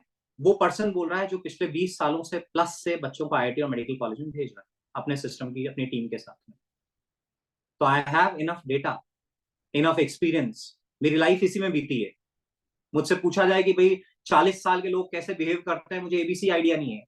मुझसे पूछा जाए कि 10 साल के बच्चे कैसे बिहेव करते हैं, मुझे एबीसी आइडिया नहीं है। मुझसे पूछा जाए कि 16 साल से लेके 19 साल 20 साल के बच्चे की क्या माइंडसेट होता है, मैं ए टू जेड आपको बता सकता हूँ, क्योंकि मेरी पूरी जिंदगी उसी में बीती है। पिछले 25 साल मेरे उसी के साथ बीते हैं, इसी एज ग्रुप के साथ बीते हैं, कि 16 से 19 साल के बच्चे के दिमाग में क्या चलता है, क्या चैलेंजेस होते हैं, पेरेंट्स के दिमाग में क्या चलता है, उनको क्या चैलेंजेस होते हैं। This is my expertise. तो अपने एक्सपीरियंस से मैं आपको बोल रहा हूं कि आपको अपना क्यों ढूंढना पड़ेगा, कि क्यों अपन डेली बेसिस पे इतनी पढ़ाई करें, इतनी हार्डशिप्स को एंड्योर करें। जब वो क्यों आ जाएगा ना, तो फिर आपको किसी को समझाना नहीं पड़ेगा। देखिए, मैं कुछ सब्सटैंशिएट करता हूं डे टू डे लाइफ के एग्जाम्पल से। जिन लोगों को फिजिकल फिटनेस की अंडरस्टैंडिंग होती है, कि जिन लोगों को ये अंडरस्टैंडिंग है कि भगवान ने हमारी बॉडी जो डिजाइन की है, वो यूज लेने के डिजाइन की है, प्रिजर्व करने के लिए डिजाइन की है, जिन लोगों में ये समझ होती है कि इस शरीर को हम जितना ज्यादा यूज में लेंगे, इस शरीर की मसल्स, बोन्स, लिगामेंट्स और बाकी सारी चीजें उतना ही बेटर वे में फंक्शन करेगी लॉन्ग ड्यूरेशन। ऐसे लोग, यदि मान लीजिए किसी बिल्डिंग में जा रहे हैं और वहां पे लिफ्ट भी लगी हुई है और स्टेयरकेस भी लगी हुई है, वो लिफ्ट को अवॉइड करें। 3 4 5 फ्लोर चढ़ने हैं, वो हर हालत में स्टेयरकेस से ही जाएंगे, क्योंकि उनको क्लियर कट अंडरस्टैंडिंग है कि this is my opportunity to train my legs. मेरे हार्ट को, मेरे लंग्स को एंड्योरेंस बढ़ाने की, मेरे लेग्स की मसल्स को ट्रेन करने की अपॉर्चुनिटी है। क्या होगा? लिफ्ट में मैं 10 से 20 सेकंड में पहुंचूंगा, स्टेयरकेस से मैं 40 सेकंड में पहुंचूंगा। बट उनको मालूम है कि वो जो पेन आएगा ना, उसके आगे की कहानी क्या है। उनको मालूम है कि 5 फ्लोर चढ़ने के बाद में जो डीप ब्रेथ आएगी, उसकी क्या इंपॉर्टेंस है। तो they will endure that pain, और फिर कुछ दिनों तक वो पेन होता है अंडरस्टैंडिंग से, उसके बाद वो पेन भी खत्म हो जाता है। बस आप थोड़ा सा डीप ब्रेथ लेते हो, जब 5 फ्लोर की सीढ़ियां चढ़ते हो, 4 फ्लोर की सीढ़ियां चढ़ते हो, और उसके बाद में आप एकदम काम डाउन हो जाते हो, और आपको एक चेयरफुल फीलिंग होती है कि आपने अपने इंस्टिंक्ट के अगेंस्ट जाके अपनी बॉडी के लिए एक अच्छा काम किया। जिन लोगों को डाइट और न्यूट्रिशन की समझ है, जिन बच्चों को डाइट और न्यूट्रिशन की समझ है, उनके लिए करेला, भिंडी, लौकी, टिंडे, तुरई, जितनी भी सब्जियां हैं, ये सब जब वो टेबल पे ग्रीन वेजिटेबल्स देखते हैं ना, तो उनको एक अलग सी खुशी मिलती है। जब सब्जी का ग्रीन कलर दिखता है तो उनको अच्छा लगता है। कारण क्या? क्योंकि उनके लिए अंदर डीपली ये समझ है कि ये करेला खाने से कैसे मेरी बॉडी में पॉजिटिव इन्फ्लुएंस आएगा, और उनका माइंड उनको कोऑपरेट करता है। एलोवेरा का जूस, करेले का जूस, व्हीट ग्रास का जूस आप 1 चम्मच में लेके पियो, आप वॉमिट कर दोगे, कड़वा रहेगा। बट कुछ लोग आराम से सिप बाय सिप टेस्ट के साथ पिएंगे। कारण क्या? कि उनको उस टेस्ट के बियॉन्ड की कहानी मालूम है, कि एम्प्टी स्टमक यदि हम एलोवेरा का जूस लेते हैं, या व्हीट ग्रास लेते हैं, या करेले का जूस लेते हैं, तो ये हमारी बॉडी पे कितना पॉजिटिव इम्पैक्ट डालेगा। जिन लोगों को ये समझ है कि जो न्यूज चैनल पे जितनी डिबेट चल रही है ये एक्चुअली हमें प्रोडक्ट की तरह यूटिलाइज किए जा रहा है, हमें सर्व नहीं कर रहे हैं, हम बैठ के सामने इनको सर्व कर रहे हैं, इनके पर्पस को फुलफिल कर रहे हैं। और ये जो न्यूज की नेगेटिविटी है ये देखने से इसके रेसिडुअल्स मेरे दिमाग में रहेंगे और धीरे धीरे मेरी सेंसिटिविटी को, मेरी सेंसिबिलिटी को, मेरे इमोशंस को अफेक्ट करेंगे। जिन लोगों में ये समझ है वो लोग न्यूज को बहुत मिनिमल देखते हैं जब नीड होती है, और बाकी लोग घंटा न्यूज के सामने बैठे हुए होते हैं। With all due respect to all the elders, please, मेरा पर्पस जो है बच्चों को समझाना है कि कैसे किसी चीज की समझ उसके पेन को एंड्योर करने में आपको हेल्प करती है। जिम में आप जाइए, वहां बड़े बड़े वेट्स लगे हुए हैं, मशीन्स लगी हुई हैं। आप यदि जिम नहीं करते हैं और आप वेट उठाइए तो आपको पेन फील होगा। और वहीं पे कई लोग हैं जिन्होंने हेफ्टी अमाउंट ऑफ फीस दे रखी है उन वेट्स को उठाने के लिए, जो सुबह जल्दी उठ के जिम आए हैं अपनी नींद में कॉम्प्रोमाइज करके, और वो वेट्स उठा रहे हैं, इसलिए उठा रहे हैं क्योंकि उनको उस पेन के आगे की कहानी मालूम है कि ये जब मसल्स मेरी वेट ले रही है, पेन ले रही है, तो कैसे मेरी मसल्स ट्रेन होगी, मेरा फिजिकल एंड्योरेंस, मेरा मेंटल एंड्योरेंस बढ़ेगा, कैसे मेरी बॉडी टोन होगी, या मेरी सिक्स पैक एब्स या लेग्स या आर्म्स को दिखाना है या मुझे मसल्स बनानी है तो बनेंगी। तो बच्चों, एक आपका फाइनल आउटकम है, उस आउटकम के पहले का एक पेन है, पेनफुल प्रोसेस है। जो लोग आउटकम को नहीं समझेंगे, आउटकम को रियलाइज नहीं करेंगे, वो पेनफुल प्रोसेस में अटक के बीच में ही छोड़ देते हैं। मेजर लोग जिम की मेंबरशिप लेते हैं और जिम को छोड़ देते हैं क्योंकि एक्चुअली उनके अंदर वो क्यों वाला फैक्टर उतना स्ट्रांग नहीं होता है। डाइटिशियन के पास में लोग ढेर हो जाते हैं।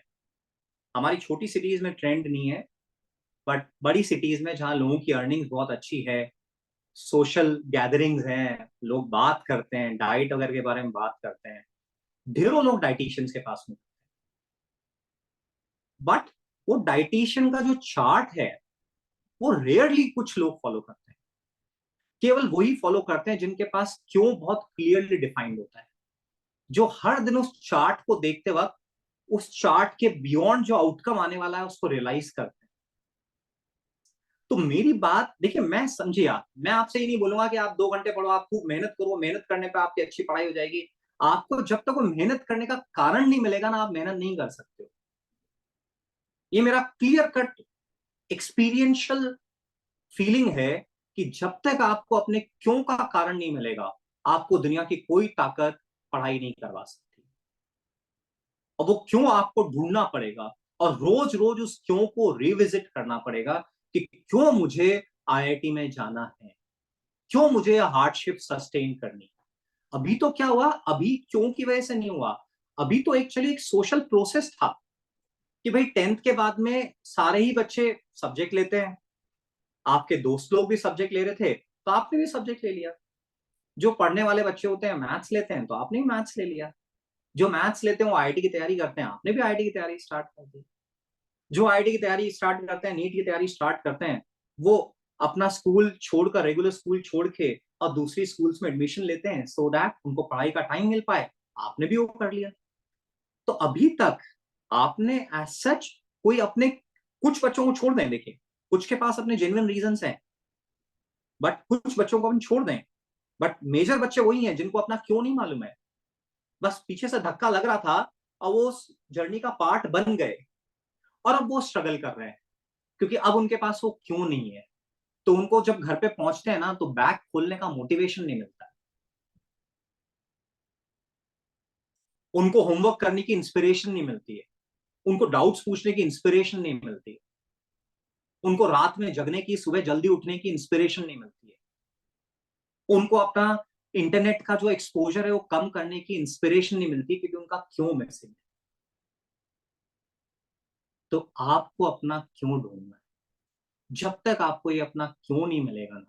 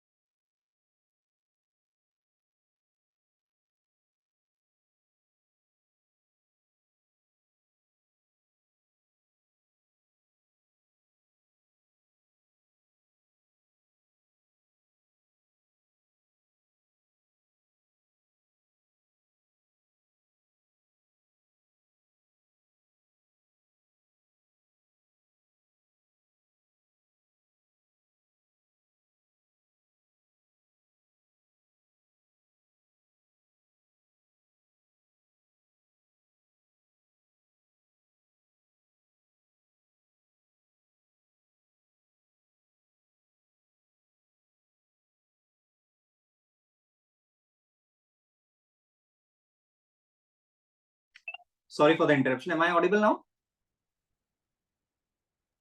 हाँ सर। यस।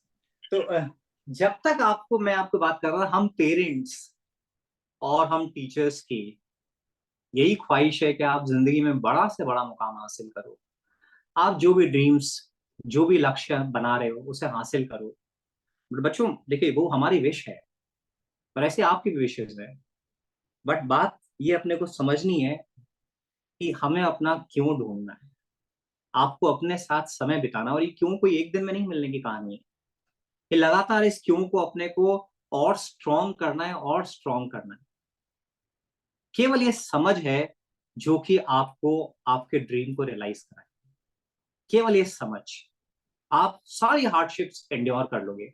देखिए, कुछ बच्चे, जैसे मैं आपको बात बताता हूँ, जैसे मान लीजिए बच्चों के पास डाउट्स होते हैं।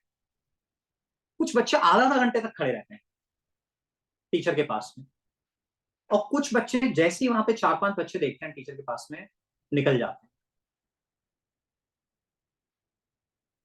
कुछ बच्चे रात में जग के भी होमवर्क कंप्लीट करते हैं, सुबह जल्दी उठ के भी होमवर्क कंप्लीट करते हैं। संडे को पेरेंट्स कहीं लेके जाना चाह रहे हैं बट वो नहीं जाते। फ्रेंड सर्किल मूवी जा रहा है, नहीं जा रहे। बर्थडे पार्टी है दोस्तों की, नहीं जा रहे। रिलेटिव्स आए हुए हैं तो चुपचाप मम्मा पापा को कह के आरजी आ गए, यहाँ बैठ के पढ़ रहे हैं। ये कौन बच्चे हैं? ये वो बच्चे हैं, या तो उनको जेनेटिकली, मैंने बताया था ना, वो एक कैटेगरी 8-10 बच्चों की ऐसी है जिनके ऊपर भगवान की ग्रेस है, because of their good deeds, past karmas, कि जिनका ऑटोमेटिकली सेंस प्रिवेल करता है। हार्डली 100 में से 10 बच्चे ऐसे हैं, मेरा एक्सपीरियंस कहता है, जिनका वो सेंस प्रिवेल करता है। बाकी बच्चों के पास वो क्यों नहीं है? तो इसलिए वो हर बार एक्सक्यूज जनरेट कर लेते हैं कि रात में लेट हो गए थे इसलिए होमवर्क नहीं हुआ, कि कल गेस्ट आ गए थे इसलिए होमवर्क नहीं हुआ, कि पढ़ने का मन नहीं कर रहा था इसलिए होमवर्क नहीं हुआ, कि सर वो मूवी चल रही थी, दादा दादी बैठे थे, मैं भी बैठ गया पेरेंट्स के साथ में, कि सर वो गेस्ट आ गए थे तो क्या करता। काम करने का केवल एक ही वे है, और काम नहीं करने के काउंटलेस वेज है। सक्सेस अचीव करने का केवल एक ही वे है, अनसक्सेसफुल होने के काउंटलेस वेज हैं। हर एक के पास अपनी कहानी होगी कि वो आईआईटी में क्यों नहीं जा पाया। हर एक के पास अपनी कहानी होगी कि वो गवर्नमेंट कॉलेज में, मेडिकल कॉलेज में नीट में 630 प्लस स्कोर क्यों नहीं ला पाया। हर एक की अपनी अपनी अलग अलग कहानी होगी। बट जितने बच्चे आईआईटी में जाएंगे या सक्सेसफुल होंगे या नीट में जाएंगे, उनकी कहानी सिमिलर होगी। समझो, जो सक्सेसफुल बच्चे हैं उनकी सबकी एक ही स्टोरी होगी, वो सब एक ही प्रोसीजर को फॉलो कर रहे होंगे। वो वही 5 से 7 घंटे रोज पढ़ते थे, वो वही होमवर्क करते थे, वही डाउट्स पूछते थे, वो वही पेन एंड्योर करते थे, वो दुनिया भर के सेक्रीफाइसेस करते थे। ये तो सबकी कॉमन कहानी है, जो सक्सेसफुल बच्चे हैं। और जो अनसक्सेसफुल बच्चे हैं, उनकी हर एक की इंडिविजुअल अलग अलग कहानी है। मैं क्लास में जब बच्चों से पूछता हूँ कि तुमने होमवर्क क्यों नहीं किया, तुमने क्यों नहीं किया, तुमने क्यों नहीं किया, हर एक के पास में अलग अलग रीजन होता है। और करने वालों के पास में तो हमने किया बस। अब मैं उन पे गुस्सा नहीं करता हूं, मतलब मेरे एक्सपीरियंस से, ईश्वर की ग्रेस से मुझे ये समझ आई कि जब तक अपन पीछे का कारण ही नहीं समझेंगे ना, तब तक प्रॉब्लम सॉल्व नहीं होगी। दो तरह के डॉक्टर हैं। एक डॉक्टर्स वो हैं जिनके पास आप जाएंगे और ड्यू टू कंस्ट्रेंट्स फटाक से आपने उनके आपने उन्होंने आपसे पूछा क्या प्रॉब्लम है, और शायद उन्होंने आपकी तरफ उठा के देखा भी नहीं या आपको टच भी नहीं किया और अपने प्रिस्क्रिप्शन पे लिखा और छोड़ दिया। और कुछ डॉक्टर्स ऐसे भी हैं जो कि आपसे बात करेंगे, जो कि आपको समझेंगे, आपका बैकग्राउंड समझेंगे, आपकी बीमारी के कारण को ढूंढने की कोशिश करें और उस कारण को, रूट को हटाने की कोशिश करें। तो एज अ मेंटर मैं भी एक्चुअली आपको वो रूट कॉज को आइडेंटिफाई करने के लिए समझा रहा हूं कि आपको ये समझना है कि मेरा कॉज क्या है, क्यों मैं आईआईटी में जाऊं, क्यों मैं इतनी हार्डशिप्स एंड्योर करूं। उसके लिए इंटरनेट पे रिसर्च करनी है, करो। पेरेंट्स को बोलो कि मुझे 1 घंटा चाहिए और मैं अपना रिसर्च पेपर तैयार कर रहा हूं। जब छुट्टी आए आप लेके बैठो आधा घंटा 1 घंटा, आप रिसर्च तैयार करो कि आज आपको एक नया कारण मिलना चाहिए कि मेरा आईआईटी बॉम्बे, दिल्ली या किसी आईआईटी में या किसी पर्टिकुलर डिपार्टमेंट में जाने का आज ये कारण और बढ़ा है कि मैंने देखा कि आईआईटी में इस तरह की रिसर्च होती है, कि आईआईटी में इस तरह की प्रोफेसर्स हैं, आईआईटी में इस तरह की कैंपस एक्टिविटीज है, आईआईटी में इस तरह के बच्चे आते हैं, आईआईटी में इस तरह की जॉब्स लगती हैं। कि आपने देखा कि फेसबुक, गूगल, माइक्रोसॉफ्ट जितनी दुनिया भर की टॉप कंपनीज हैं वहां पे किस तरह के बच्चे आते हैं, तो आपको मालूम पड़ा ज्यादातर हाई कॉलेजेस के जो टॉप टेक्नोक्रेट्स हैं वो आते हैं, टॉप कॉलेज से बच्चे आते हैं। कि आपने मेडिकल कॉलेज में आपने हर बार हर संडे को एक टॉप डॉक्टर की प्रोफाइल को स्टडी किया कि चलो मेडिसिन की बात करते हैं तो दुनिया में टॉप 10 मेडिसिन में डॉक्टर्स कौन है, मेडिसिन में टॉप 10 इंस्टीट्यूट कौन है, कहां से बेस्ट रिसर्च होती है। हमें वो चीजें, हमारा मतलब हमारी पर्सनल डायरी होनी चाहिए जिसमें हर संडे को, हर छुट्टी वाले दिन हम अपने क्यों को और स्ट्रॉन्ग करें कि भाई हमें आईआईटी में क्यों जाना, हमें मेडिकल कॉलेज में क्यों जाना। केवल वो क्यों ही है जो इस 2 साल की जर्नी को आपको सक्सेसफुली पार करा सकता है, बाकी कोई फैक्टर नहीं। बाकी तो क्या है, रूटीन में क्या होता है, बच्चे हमारे पास आते हैं, हम आईआईटीज के लिए, हम टॉप कॉलेज के लिए, हम टॉप मेडिकल कॉलेज के लिए पढ़ाते हैं। जिन बच्चों में टैलेंट होता है वो बच्चे अंडर परफॉर्म करते हुए, जहां उनको 2000 रैंक लानी थी वो 12000 रैंक लाके किसी कॉलेज में चले जाते हैं, या जिनको 12000 रैंक लाने की क्षमता थी वो 25,000 30,000 रैंक लाके किसी बी ग्रेड कॉलेज में चले जाते हैं। या कुछ बच्चे जिनमें डाउन द लाइन टाइम, थोड़ा टाइम बाद में मेच्योरिटी आती है, वो 1 साल ड्रॉप करके फिर आगे बढ़ते हैं। मेडिकल में भी लगातार अटेम्प्ट चलते रहते हैं। मेडिकल की पढ़ाई टफ पढ़ाई नहीं है, मेडिकल की पढ़ाई मेहनत मांगती है, कमिटमेंट मांगती है। मतलब यदि आप एक, आपकी बेसिक मैथमेटिक्स ठीक है, बेसिक प्लस माइनस अर्थमेटिक ठीक है, तो आप इसी साल जोर लगा के क्लास 12 के साथ में मेडिकल कॉलेज में जा सकते हो। क्योंकि वहां पे दिमाग की एनालिटिकल एबिलिटीज उतनी स्ट्रांग नहीं चाहिए जिनको कि डेवलप करने में समय लगे। वहां मेहनत, केवल मेहनत, और उस मेहनत तभी हो पाएगी सस्टेनेबल में जबकि आपको अपना कॉज मिलेगा। तो बच्चों अपन इस चीज को समझने की कोशिश करें, हमें अपना कॉज मालूम पड़ना चाहिए कि हमारा कॉज क्या है। सेकेंड पॉइंट पर, इस जर्नी में कौन, देखिए जैसे मान लीजिए हम अपनी, सपोज हम ऑस्ट्रेलिया घूमने गए और वहां का लाइसेंस लिया हमने, इंटरनेशनल लाइसेंस लिया, और हमारा मन हो रहा है कि भाई हम ड्राइव करें, मेलबर्न से किसी सिटी पे हम ड्राइव करके जाएं। बीच में कुछ कुछ जगह पे आपको खाने पीने के लिए रुकना है, कहीं किसी और स्पॉट को जाना है। अब ऑब्वियसली मेलबर्न आप पहली बार जा रहे हो, आपको वहां की सिटी का आइडिया नहीं है, और आपको एक क्लियर कट मालूम है कि भाई आजकल हाईवेज पे ऐसे नहीं होता कि आप रुक रुक के पूछो, ठेला वाला खड़ा है कि भाई कहाँ है, अब खाने वाला कहाँ आएगा।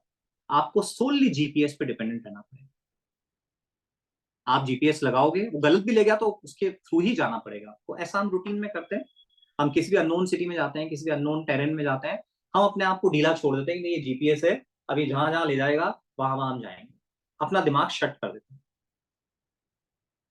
सेम बच्चों, ये आगे की जो 2 साल की कहानी है, इसका आपको एबीसी का आइडिया नहीं, रियल टाइम।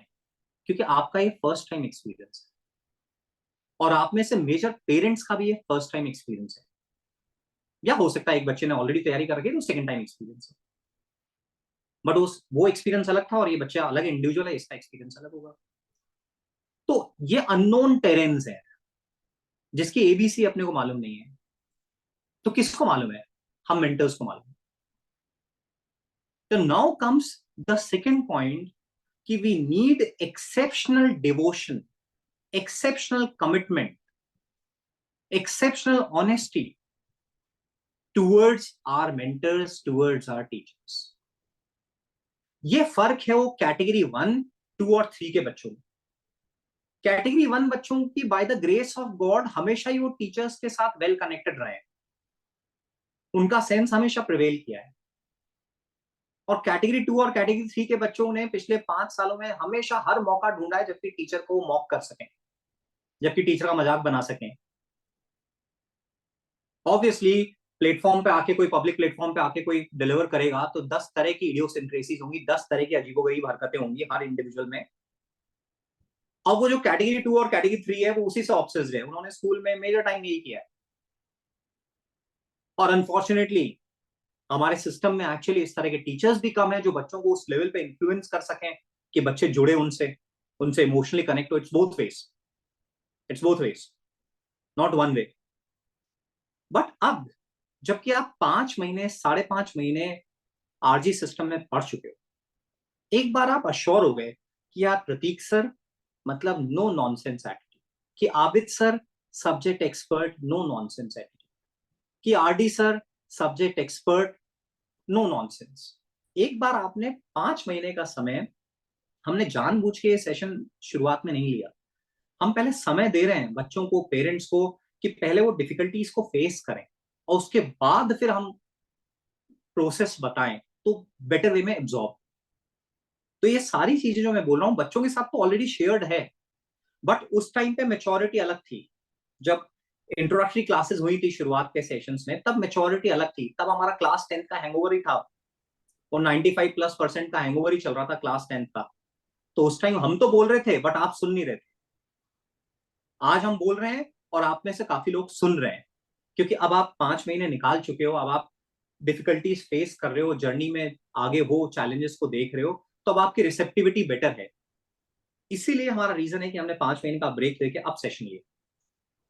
तो मैं बात कर रहा हूं कि जब आप 5, 5.5 महीने हो गए, जो टीचर्स आप पढ़ा रहे हैं उनकी सब्जेक्ट एक्सपर्टीज से, उनकी पर्सनालिटी से, उनके कमिटमेंट से, उनके डिवोशन से, उनकी सिंसियरिटी से आप एकदम अग्री कर रहे हो, 100% अग्री कर रहे हो, उसके बाद छोड़ दो ढीला। अब एकदम सरेंडर भाव ले आओ कि जो प्रतीक सर ने बोल दिया, एमवाई सर ने बोल दिया, आरडी सर ने बोल दिया, पत्थर की लकीर है, अब ये चीज फॉलो हो। उस लेवल का कमिटमेंट अपने को डेवलप करना पड़ेगा। देखिए मैं अपना खुद का पर्सनल इलस्ट्रेशन आपको दे रहा हूँ। करीब 4 साल पहले मुझे ऐसी फील अर्ज हुई थी कि भाई मुझे योगा सीखना है। मैंने 3-4 इंस्ट्रक्टर्स के पास गया, मैं नहीं बैठ पाया। फिर एक इंस्ट्रक्टर मुझे कहीं से मिला, सुबह 5 बजे मेरे घर आते हैं वो। मैंने जब डे 1 पे उनका सेशन लिया, आई वॉज मेस्मराइज्ड। मतलब मैं एकदम अलग ही लेवल पे था कि यार क्या टीचर है। वो दिन है और ऑलमोस्ट 4, 4.5 साल हो गए। मैं कभी नहीं सोचता हूँ कि वो आज कौन सा आसन कराएंगे, आज उन्होंने ये आसन क्यों नहीं कराया, आज उन्होंने प्राणायाम ही क्यों कराया, आज उन्होंने सूर्य नमस्कार ही क्यों कराया, आज उन्होंने भ्रष्टिका ही क्यों कराई, आज तो उन्होंने, आज हम मेरे को चेस्ट पे तो ध्यान दिया ही नहीं, आज तो केवल लेग्स ही कराए, आज तो बस लेटाए रखा। मैंने छोड़ दिया कि भाई ये अपने सब्जेक्ट के एक्सपर्ट हैं ना। अब मेरे को अपने को सरेंडर भाव से छोड़ देना, अब ये जो कराएंगे मेरे को करना। बस मेरा वो जो 45 मिनट 50 मिनट का सेशन होता है, I just completely leave myself to his disposal. आपको जो कराना है करा। 6 सूर्य नमस्कार आज उन्होंने कराए, 6 के बाद में पूछा आगे करना है क्या, मैंने कहा सर जैसा आपको। आगे कराते गए, हम करते गए। तो मैं एक एग्जाम्पल दे रहा हूं कि हमें ये एट्रीब्यूट, हमें ये पर्सनालिटी ट्रेट डेवलप करना पड़े कि एक बार हम अपने टीचर से अश्योर हो गए। मैं ये नहीं कह रहा हूं कि किसी भी जाके आगे आप सरेंडर कर दो, नेवर।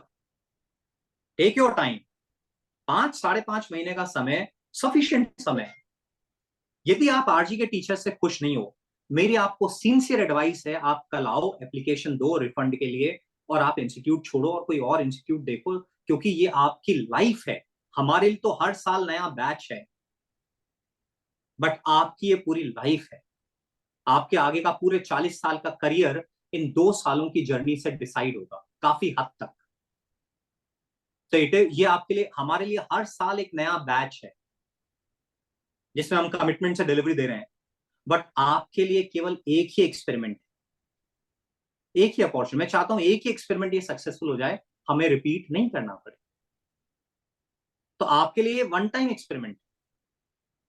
तो यदि आप सिस्टम से सेटिस्फाइड नहीं हो, आपको टीचर्स में वो अपील फील नहीं होती है, आपको लगता है कि यार these are not the kind of people जिनको कि मैं अपने आप को सरेंडर कर सकूं, छोड़ दो आप इंस्टीट्यूट। मैं बिल्कुल भी किसी भी तरह से इसको अभिमान से या एंगर में या ईगो से नहीं बोल रहा हूं, मैं जेन्युइनली आपकी लाइफ को ध्यान में रखते हुए बोल रहा हूं। उसी इंस्टीट्यूट में पढ़ो, उसी टीचर के साथ में पढ़ो जहां पे कि आपका कमिटमेंट है, आप जहां पे सरेंडर कर सकते। हाफ वे नहीं है कि थोड़ी बात तो आरडी सर की मान लेंगे और थोड़ी अपनी कंफर्ट से चलेंगे, थोड़ी बात तो गौरव रजोरिया सर की या गौरव मिश्रा सर की मान लेंगे और थोड़ी अपनी चलेंगे। नहीं, अब तो आपको फिर 100%, देखिए मैं जो सब कुछ बोल रहा हूं वो आइडियल है, और जितना हमारे क्लोज आओगे सक्सेस की प्रोबेबिलिटी और सक्सेस की जो क्वालिटी होगी उतनी ज्यादा होगी। बात समझना। कोच तो ऐसा ही होना चाहिए जो एकदम हार्श हो, जो आपके लिए हाईएस्ट पॉसिबल बेंचमार्क सेट करता हो, क्योंकि तभी आप अपनी बाउंड्रीज को ट्रांसेंड करके, अपनी लिमिटेशंस को ओवरकम करके स्ट्रेच कर पाओगे।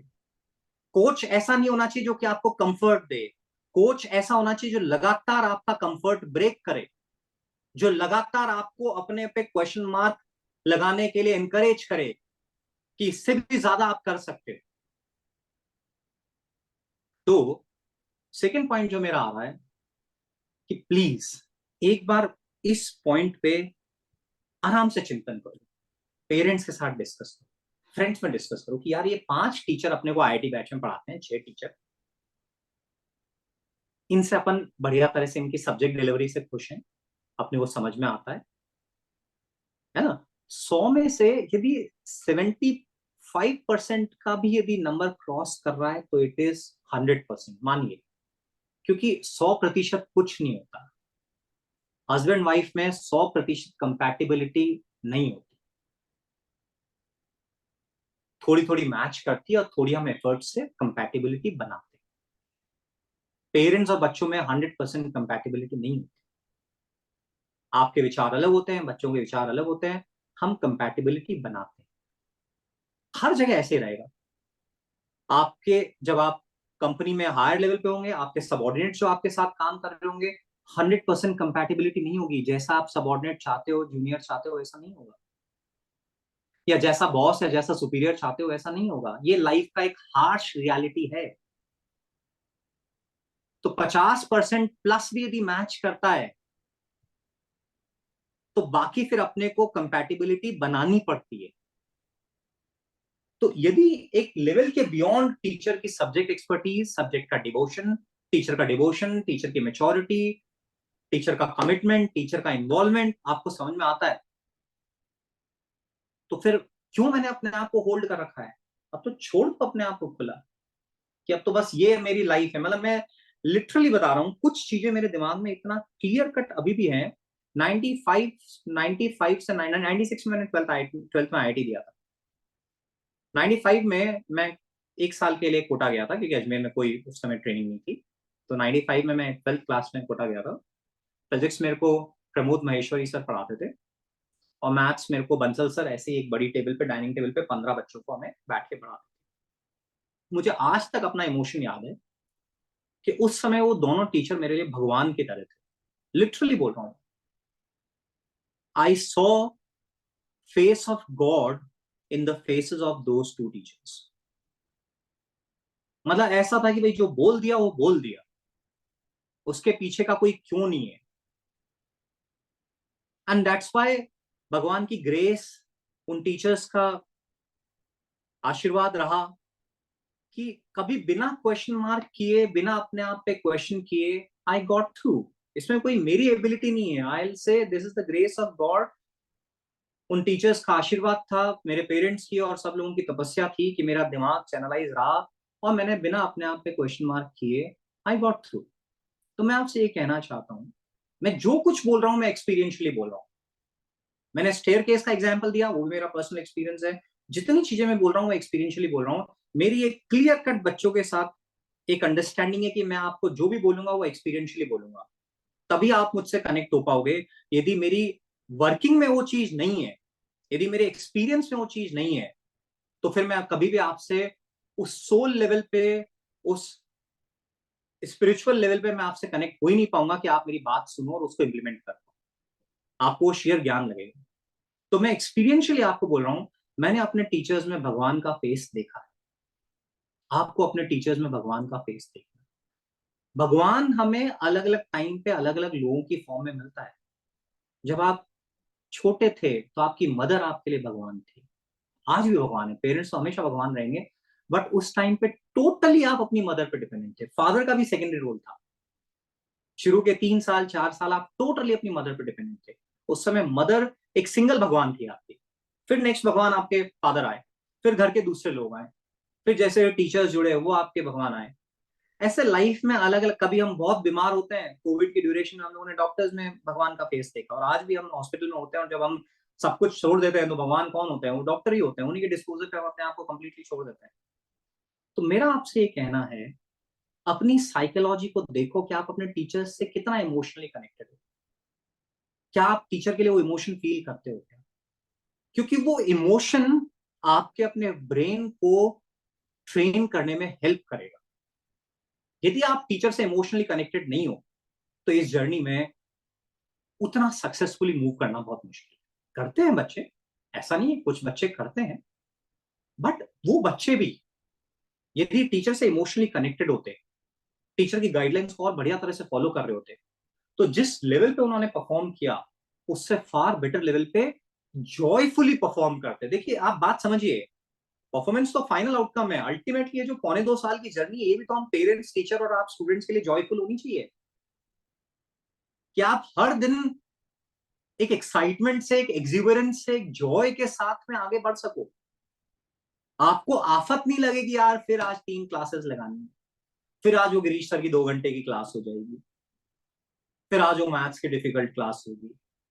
आपको चीजें आफत नहीं लग रही. उसके लिए जो मैंने एक क्यों वाला कारण बताया, और दूसरा पॉइंट जो मैं बोल रहा हूं, आपका अपने टीचर्स के लिए डिवोशन, कमिटमेंट, इमोशनल कनेक्ट. दोस्तों इस इमोशन में बहुत पावर है. मैंने एक क्लास में एग्जांपल दिया, हर क्लास में देता हूं, कई बार देता हूं. दुनिया में कोई सैलरी ऐसी नहीं बनी है जो कि आपको अपनी जान देने के लिए रेडी कर दे. दुनिया में कोई सैलरी ऐसी नहीं बनी है जो कि आपको अपनी जान देने के लिए रेडी कर दे. जितने लोग हमारे बॉर्डर्स पे जान देते हैं, उनकी मंथली सैलरी नहीं आएगी इसलिए वो जान दे रहे हैं, तो बहुत बड़ी बेवकूफी है हमारा सोचना. उनकी ट्रेनिंग में लगातार उनको अपनी कंट्री के लिए, अपने कमांडेंट के लिए ट्रेन किया जाता है कि जो कमांडेंट ने बोला वो ईश्वर का स्टेटमेंट है. Your country is your mother. उस तरह का इमोशन उनके अंदर बहुत डीपली इंग्रेन किया जाता है. तो वो 50 मीटर की दूरी पे सामने से बंदूक चल रही है, गोलियां चल रही है, और स्टिल आप वहां पे 50, आपको मालूम है कि नेक्स्ट मोमेंट में बचूंगा या नहीं बचूंगा. आपके सामने आपका जो फेलो पर्सन था जिसके साथ आप टाइम बिताते थे वो ढेर हो गया है. हम मूवीज में देखते हैं जो रियल टाइम इंसिडेंट्स होते हैं, और आप वहां पे जाके जान दे देते हो, आप वहां पे जाके एनिमी के सामने लड़ रहे होते हो. केवल और केवल आपका इमोशन है और कुछ भी नहीं है. केवल इमोशन. अपनी कंट्री के लिए इमोशन, अपने कमांडेंट के लिए इमोशन, तो इस इमोशन में बड़ी पावर है। अपना ये क्यों में इमोशन डालिए कि आईआईटी में क्यों जाना है, डॉक्टर क्यों बनना है, डॉक्टर में इमोशन, आपके मेडिकल प्रोफेशन में इमोशन, क्या करना चाहते हो आप अपनी लाइफ के साथ में, उसमें इमोशन आए। टीचर के साथ इमोशन, वो इमोशन वो पावर है जो आपकी रोजमर्रा की जो लिमिटेशंस हैं, जो आपके अंदर जो टेंडेंसीज हैं, आप उनको ओवरकम कर पाओ, अपने टीचर्स के साथ जुड़ पाओ, अपने पेरेंट्स की कही गई बातों को समझ पाओ, उनको इंप्लीमेंट कर पाओ। अब ये ऐसे एट्रीब्यूट्स हैं जो हमें डेवलप करने पड़े। कुछ लोगों में by the grace of God, जो मैं बार बार बोल रहा हूं, इनहेरेंटली होते हैं, कुछ लिमिटेड में, बाकी को डेवलप करना पड़ता है। क्लासेस में, रूटीन में मैंने आपके साथ शेयर किया है दोस्तों, मेरी आईज का एक पर्टिकुलर कलर है, आपकी आईज की, आपके पेरेंट्स की आईज का एक पर्टिकुलर कलर है। अनलेस हम कॉस्मेटिक लेंस लगाएं, अब इस कलर के साथ छेड़छाड़ नहीं की जा सकती। मेरे बालों का एक पर्टिकुलर टेक्सचर है, बालों का एक पर्टिकुलर कलर है, मेरी हाइट है पर्टिकुलर। जितने मेरे फिजिकल एट्रीब्यूट्स हैं वो मेरे जीन्स में एनकोडेड हैं, उनके साथ प्ले नहीं किया जा सकता। बट जितने मेंटल एट्रीब्यूट्स हैं उनके साथ में प्ले किया जा सकता है। आपकी ऑनेस्टी, आपकी सिंसियरिटी, आपका डिवोशन, आपका परसिवरेंस, आपका कमिटमेंट, ये सब आपके मेंटल एट्रीब्यूट्स हैं, और ये मेंटल एट्रीब्यूट्स के साथ प्ले किया जा सकता है। बस वो समझ आनी चाहिए, वो कारण मिलना चाहिए, वो गाइड मिलना चाहिए जो कि आपको उन मेंटल एट्रीब्यूट्स को समझ के उनको नेक्स्ट लेवल पे ले जाने के लिए आपको एनकरेज करे। मेंटल एट्रीब्यूट्स हम चेंज कर सकते हैं। तो इन मेंटल एट्रीब्यूट्स, तो जैसा मैंने आपको इमोशन के लिए बोला, अब ये इमोशन अपने को डेवलप करना, तो इट्स पार्ट ऑफ प्रोसेस। हर बार जब आप टीचर, इसीलिए देखिए, जैसे कोचिंग इंस्टीट्यूट्स में यूजुअली जब टीचर्स आते हैं तो बच्चे खड़े नहीं होते हैं, स्कूल में खड़े होते हैं।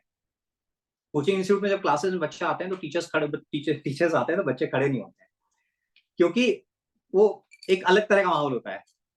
तो डे वन पे क्लासेस में भी गाइड कि आप टीचर के लिए खड़े हो, इसलिए नहीं कि मुझे आपसे रेस्पेक्ट चाहिए, रेस्पेक्ट कभी बोल के नहीं लिया जाता। रेस्पेक्ट तो एक इमोशन है जो अंदर से आता है। मैं क्यों आपको खड़ा होने के लिए बोलता हूँ, मैंने इसको क्लास में एक्सप्लेन किया, मैं आपको इसलिए खड़ा होने के लिए बोलता हूँ कि हर बार जब आप खड़ा हो तो उसको एक मैकेनिकल प्रोसेस मत बनाओ, उसके थ्रू आप अपने ब्रेन में इमोशन जनरेट करो कि यार ये सामने जो पर्सन आया है, इसके पास वो क्षमता है कि ये मेरे पूरी जो ड्रीम है इसको रियलिटी में कन्वर्ट कर सकता है। ये जो आरडी सर सामने आके खड़े हुए हैं, ये जो एमवाई सर, ये जो आबिद सर, ये और दूसरे sir, GM sir, Shashi sir, Kamal sir, Anurag sir, जितने सर्स हैं आपके, ये खड़े हुए हैं, इनके पास वो एक्सपर्टीज है जो मेरी लाइफ को ट्रांसफॉर्म कर सकती है। मुझे अंदर से इनको नमन करना, मुझे इस 1.5 घंटे के सेशन में, 1.25 घंटे के सेशन में इनकी एक एक बात को एब्सॉर्ब करना है। अंदर से वो इमोशन, अंदर से वो डिवोशन, वो कमिटमेंट आप जनरेट करो। मैंने आपको बताया ये सब चीजें शुरू में आर्टिफिशियली होती हैं, मैकेनिकल होती हैं, बट जैसे जैसे हम करते हैं अंदर से फीलिंग आती है। बस इस चीज को हम भूले नहीं। ये पेरेंट्स के सामने मैं शेयर करना चाहूंगा। मैंने बच्चों को एनकरेज किया, आई डोंट नो आप में से कितने बच्चे करते हैं कि आप सुबह हर हालत में उठने के बाद में घर में जितने एल्डर्स हैं उनके पैर छू। शुरू में चाहे आपको शर्म आए, चाहे आपको प्रोसेस मैकेनिकल लगे, बट वो जब आप किसी के पैर छूते हो ना, लिटरली यदि आप फीलिंग्स के साथ पैर छू रहे हो तो इसका मतलब है आपने अपनी पूरी सोल को सरेंडर कर दिया उनके सामने। और पेरेंट्स वही एंटिटी है, पेरेंट्स वो पर्सनालिटी है, उनका हमारी लाइफ में वो रोल है कि हमारा हर दिन ये फर्ज बनता है जब सुबह उठें तो हम अपने आप को एहसास कराएं कि इस जीवन में हम इनके थ्रू ही आए हैं। जो आज हम सरवाइव कर रहे हैं हेल्दीली, वो इन्होंने अपनी ड्यूटी प्ले की। आप उसको मैकेनिकली आप उसको देखो तो भी आपने अपना फर्ज किया, ठीक है, that is okay. But life हमेशा इस तरह के लॉजिक से नहीं चलती है। लॉजिक से हमारे सरहदें नहीं बची हुई रहेंगी। यदि हमारे सोल्जर्स लॉजिक लगाने लग गए ना तो जॉब छोड़ के आ जाएंगे। जितनी सैलरी उनको मिलती है उससे आधी सैलरी में अपनी फैमिली के साथ रहना पसंद करेंगे, वो इमोशंस की वजह से वहां पे रह रहे हैं। तो आप बात समझो, हमें अपनी जितनी इंटीरियोरिटी, जितनी लैंडस्केप हमारी अंदर की बेटर होगी, उतना ही हम अपनी बाउंड्रीज को बार बार स्ट्रेच कर पाएंगे, छोटी छोटी चीजों में उलझेंगे नहीं, जिंदगी को बड़े परिप्रेक्ष्य में समझ पाए, हमारी मेच्योरिटी डेवलप हो। तो मैंने बच्चों को एनकरेज किया, और मैं आज फिर से इस प्लेटफॉर्म के माध्यम से वापस से बोल रहा हूं कि आप इस प्रैक्टिस को रखो। पेरेंट्स के साथ हमारा इमोशन लगातार मेच्योर होना चाहिए, बिकॉज यही वो लोग हैं जो कि हमें इस स्थिति में सारे रिसोर्सेज दे रहे हैं। मतलब पेरेंट्स के इंटेंशंस पे तो क्वेश्चन किया ही नहीं जा सकता ना, कितने स्ट्रेन रिलेशन हो, पर अल्टीमेटली हर स्टेटमेंट के पीछे है तो आपका बेनिफिट ही छुपा हुआ। बस वो अपने अंदाज में जितना उनको एक्सपर्टीज है उसके हिसाब से बोल रहे हैं, बट है तो उनका आपके बेटरमेंट के लिए। तो सेकंड जो पॉइंट हमारा चल रहा था वो ये चल रहा था कि अपने टीचर्स से कितना इमोशनली हम वेल कनेक्ट हो रहे हैं, इस पे मेहनत करी जाए, इसको हर बार डेवलप किया जाए। हर क्लास के पहले अपन अपने अंदर वो फीलिंग जनरेट करें कि ये वो लोग हैं जो मेरी लाइफ को ट्रांसफॉर्म कर सकते हैं, इनके पास वो एक्सपर्टीज है, आई शुड शट डाउन, और मुझे इनको सुनना है, इनकी गाइडलाइंस को फॉलो करना है। ये रोज कमिटमेंट अपने सबकॉन्शियस माइंड को ट्रेन करने के लिए देना जरूरी है, तो आपकी ये जर्नी बेटर वे में आप निकाल पाओगे। अदरवाइज 2 साल तो सभी निकालेंगे, सभी किसी ना किसी कॉलेज में जाएंगे, बट कौन इस फैसिलिटी का उतना बढ़िया तरीके से फायदा उठा पाएगा, वो डिपेंड करेगा कि हम किस तरह से प्रोसीजर्स को फॉलो कर रहे हैं, हमारे अंदर दिमाग में चलता क्या है। सो प्लीज ट्राई टू, एक बार अपने टीचर्स के वापस से जितने टीचर्स आपको पढ़ा रहे हैं एक एक को चेक करो कि क्या आप सरेंडर कर सकते हो, क्या उनका कर सकते हो, तो फिर क्यों अपने को होल्ड कर रखा है, क्यों उनकी गाइडलाइंस को फॉलो नहीं किया जाए। क्योंकि देखिए बार बार रेजिस्टेंस मिलेगा आपको अपने दिमाग से चीजों को करने में, तो वहां वो टीचर्स का पुश काम आएगा कि यार गिरीश सर ने बोला इसलिए होमवर्क करना है। रात की 10 बज गई है, पढ़ने का मन नहीं कर रहा है, उधर फैमिली बैठ के अपना कुछ टीवी पे देख रहे हैं सीरियल, या गेस्ट आए हुए हैं, आपका लगातार मन कर रहा है कि मैं क्यों यहाँ पे बैठा हुआ हूँ, बट वो गिरीश सर का कमिटमेंट आपको याद आ रहा है, वो प्रतीक सर का, वो अपने टीचर का कमिटमेंट याद आ रहा है कि नहीं, कल क्लास में मैं उनको फेस नहीं कर सकता, मैं नहीं फेस कर सकता हूं, मैं अपने टीचर के लिए डिसमिस्ट्रस्ट नहीं ला सकता हूं, मेरा कमिटमेंट है, मैं उसको फॉलो करूंगा। तो ये एक्चुअली एंकर्स हैं, ये जो टीचर्स हैं, जो पेरेंट्स हैं, आपके एंकर्स हैं एक्स्ट्रा सपोर्ट देने के लिए, कि जब आप लो फील करो, जब आपको काम करने का मन नहीं कर रहा है, तो हम टीचर्स का जो आपका डिवोशन है वो आपको पुश कर देगी। नहीं, गिरीश सर की क्लास में तो अपन ने प्लेज ले रखी कि यार बिना काम किए नहीं जाए, या इन सर के लिए मैंने बोल रखा है। तो that kind of devotion, that kind of dedication, that kind of commitment, that kind of emotional connect, we need to develop with our teachers. बच्चों के लिए बात नहीं है, हम पहले शेयर कर चुके हैं, बस आज पेरेंट्स के साथ में आपके साथ शेयर करना चाह रहे हैं कि इस चीज को अपन, इस इमोशन पे अपन वर्क करें, अपन अपने टीचर्स के लिए अकाउंटेबिलिटी लेकर आए। क्या होती है अकाउंटेबिलिटी, मैं आपको एक्सप्लेन करूंगा। देखिए इंडिया में कोई कोचिंग इंस्टीट्यूट ऐसा नहीं है, आप समझिए क्लास 10 तक क्या होता था, हर सब्जेक्ट की कॉपीज होती थी, फिजिक्स की कॉपी है, केमिस्ट्री की कॉपी है, मैथ्स की कॉपी है, बायोलॉजी की कॉपी है। वहां पे टीचर्स कुछ होमवर्क देते थे, क्लास नोट्स की अलग कॉपी होती थी, होमवर्क की अलग कॉपी होती थी। एक टीचर के पास 40-50 बच्चे डिस्पोजल पे होते थे, और वीकली उन्हें कॉपीज चेक करनी होती थी कि बच्चे ने होमवर्क किया नहीं किया, है ना, और पेरेंट्स को भी इंफॉर्मेशन मिल जाती थी। ये एक वो सिस्टम था। अब ये प्रोफेशनल कोर्सेज हैं, आपको अजमेर में गिने चुने टीचर्स हैं जो आईआईटी के लिए ट्रेन कर सकते हैं। फिजिक्स के लिमिटेड फिंगर पे टीचर हैं जो अजमेर शहर में 6 लाख प्लस की पॉपुलेशन, अजमेर पूरे डिवीजन को ले लें 10 लाख पॉपुलेशन, 10 लोग भी नहीं है, 10 लोग भी नहीं है जो आईआईटी के लिए आपको ट्रेन कर सकते हैं, टोटल फिजिक्स डिपार्टमेंट में, मैथ्स डिपार्टमेंट में, केमिस्ट्री डिपार्टमेंट में। तो अब इन प्रोफेशनल कोर्सेज में लिमिटेड रिसोर्सेज हैं जो कि हमें ट्रेन कर सकते हैं। ये पैन इंडिया यही है।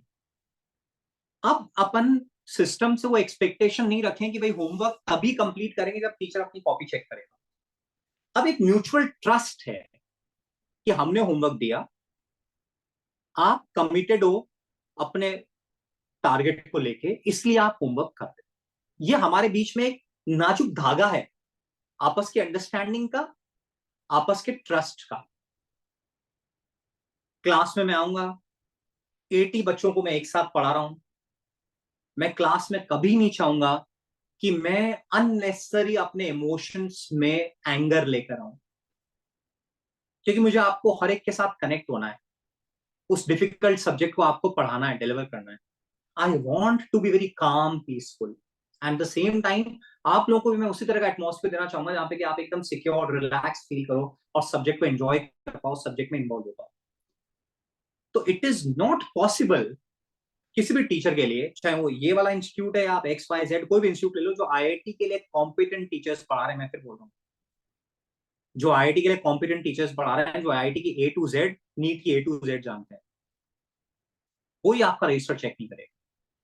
वंस इन अ वाइल आपकी परफॉर्मेंस कम आ रही है तो बुला लिया आपको कि भाई लाओ रजिस्टर लेकर आओ और देख लिया, दैट इज ओके। कोई रजिस्टर चेक नहीं हुआ, पूरे ऑल ओवर इंडिया में कहीं रजिस्टर चेक नहीं हुआ। आप किसी भी इंस्टीट्यूट में चले जाओ, कोई रोज आपका होमवर्क चेक नहीं करेगा कि आज आपने काम किया है नहीं किया। ये बस एक ट्रस्ट है, एक कमिटमेंट है, एक अंडरस्टैंडिंग है। जैसे पेशेंट और डॉक्टर के बीच में कमिटमेंट होता है कि डॉक्टर के पास पेशेंट गया, डॉक्टर ने 5 तरह के मेडिसिन और कुछ प्रोसीजर्स डिफाइन किए, और उसके बाद में पेशेंट से एक्सपेक्टेड है कि उसे अपनी वेलबींग चाहिए तो मेडिसिन लेनी है। नेक्स्ट टाइम आप डॉक्टर के पास जाओगे तो डॉक्टर प्रिज्यूम कर रहा है कि आपने पूरी प्रिस्क्रिप्शन को फॉलो किया है, वही मान के आपको नेक्स्ट डोजेस दी जाएंगी, नेक्स्ट टेस्ट दिए जाएंगे। सेम हम टीचर्स के साथ में, पेरेंट्स भी इस चीज को समझने की कोशिश करें। देखिए लिमिटेशंस है, आइडियली आपकी और मेरी एक्सपेक्टेशन, मैं भी यही चाहता हूं कि मैं एक एक बच्चे को पर्सनली जाके देखूं, बट पॉसिबल नहीं है, पॉसिबल नहीं है। तो जो हमारी आइडियल एक्सपेक्टेशंस अलग होती हैं और प्रैक्टिकल रियलिटीज अलग होती हैं, और हमें ऑप्टिमाइज करना होता है कि हम बेस्ट पॉसिबल क्या कर सकते हैं। ये लाइफ की हार्श रियलिटीज हैं, हर जगह यही ट्रूथ है। तो आपके रजिस्टर्स चेक नहीं करेगा, कोई चेक नहीं करेगा, एक ट्रस्ट पे अपना काम चलेगा कि कल टीचर ने पढ़ाया, आज आप होमवर्क करके आए हो।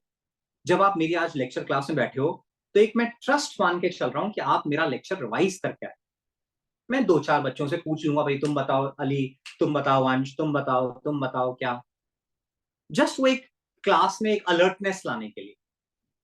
बट आप सोच के देखिए, यदि 80 बच्चों को मैं 30-30 सेकंड भी देता हूं तो 40 मिनट तो इसी में निकल गए, तो 1.5 घंटे की क्लास में पढ़ाया क्या जाएगा?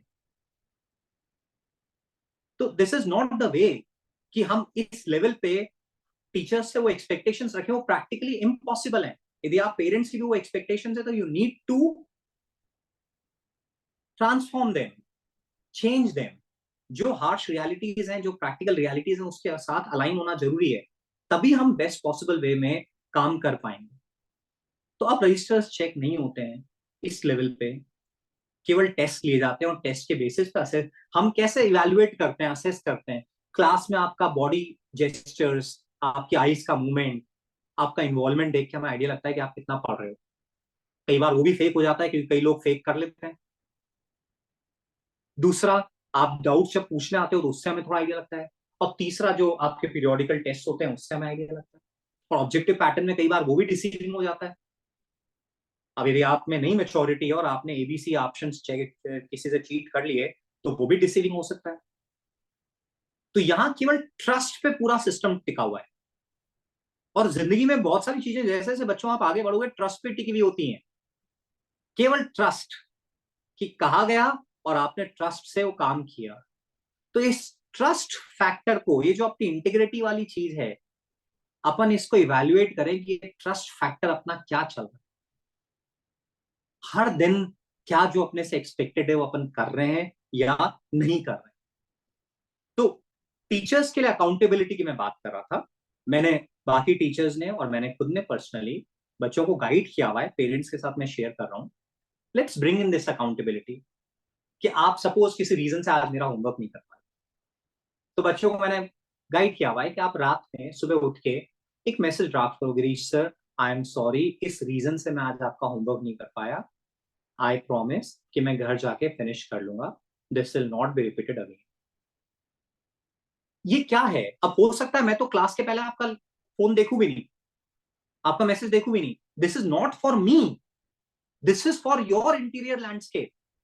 आपके माइंडसेट में आप हर दिन टीचर के लिए कमिटेड हो।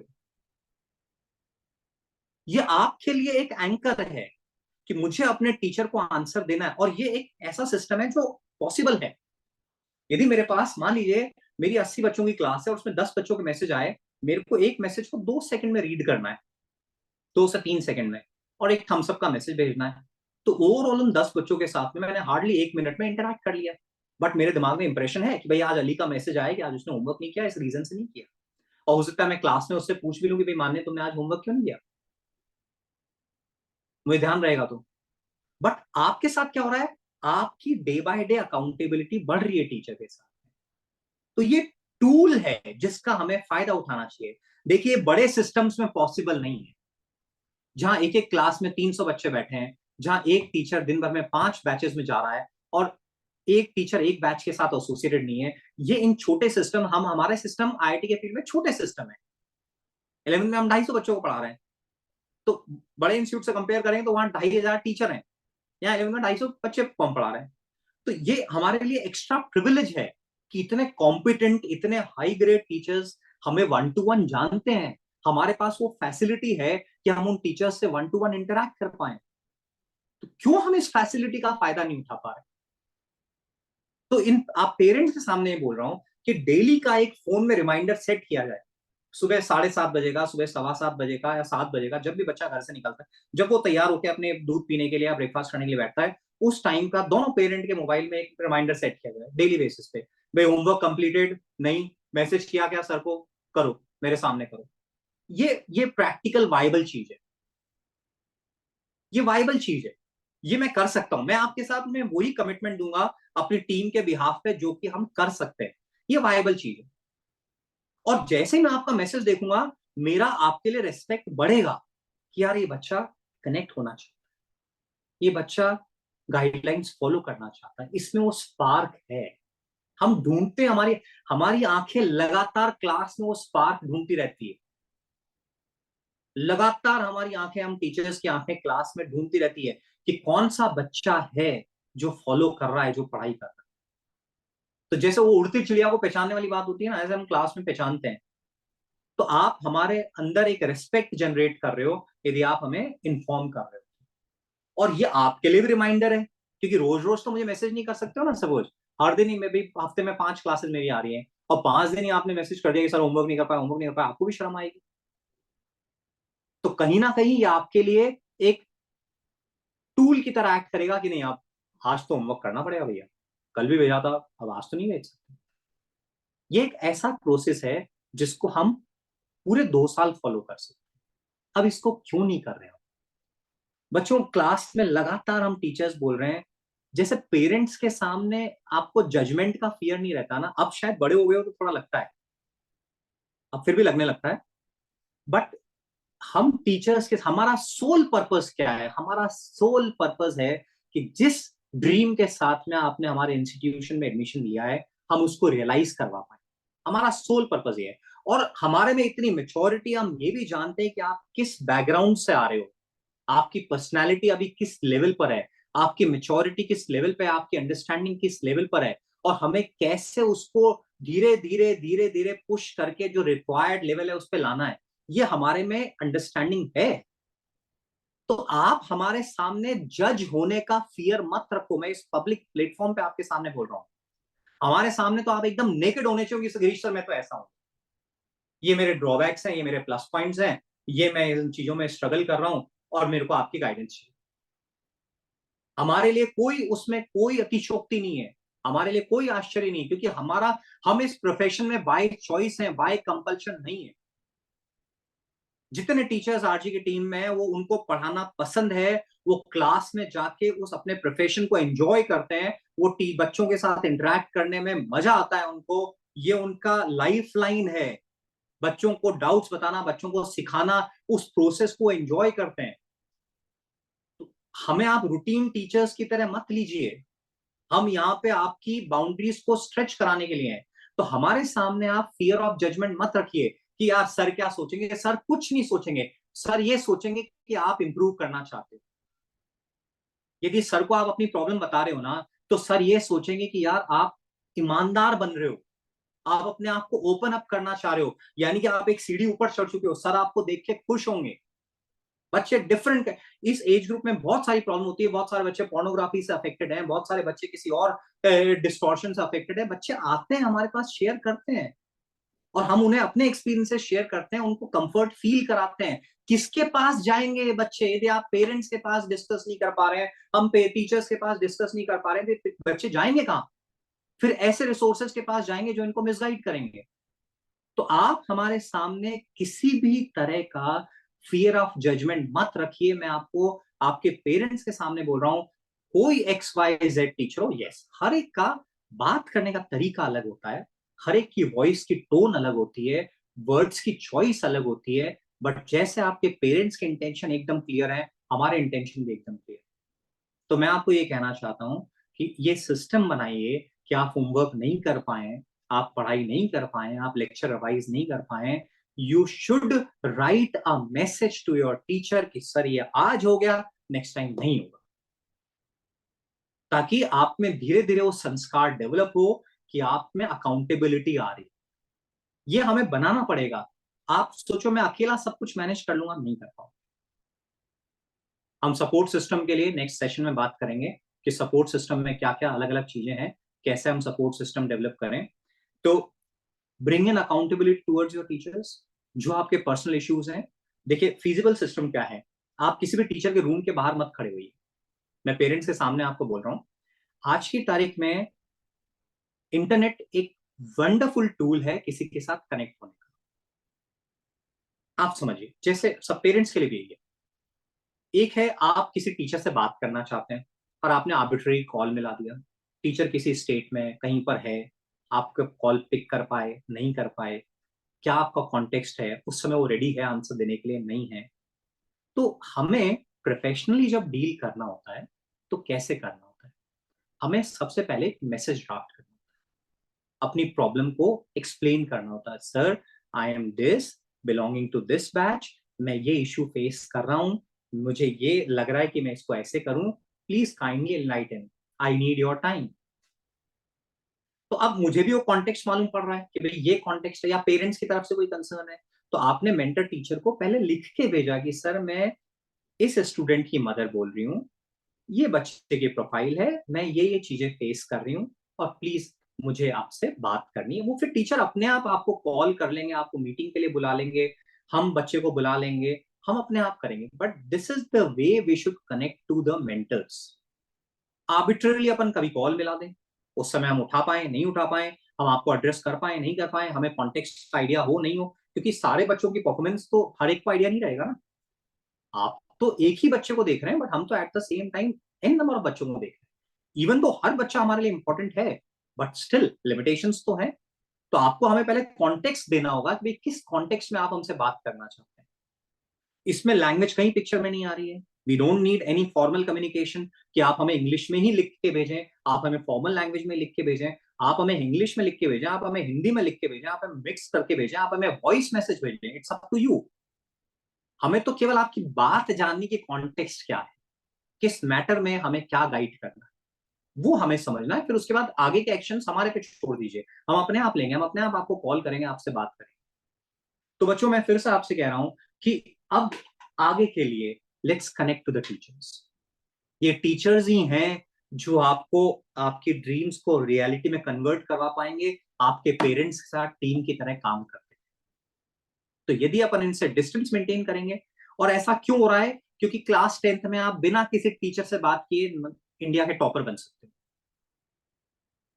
क्लास 10th में बिना टीचर से बात किए आप इंडिया के टॉपर बन सकते हो, क्योंकि पढ़ाई में वो कोई इस तरह का कॉम्प्लिकेशन ही नहीं है। बट इस पढ़ाई में इतने चैलेंजेस, चाहे वो नीट हो चाहे IIT हो, आप बिना टीचर्स के सुपरविजन से, बिना टीचर्स के गाइडेंस से अपने ड्रीम्स उस लेवल पे रियलाइज नहीं कर सकते। और करोगे तो भी जर्नी पेनफुल होगी, टीचर्स के साथ कनेक्टेड रहोगे तो जर्नी स्मूथ होगी। So let's connect to the teachers.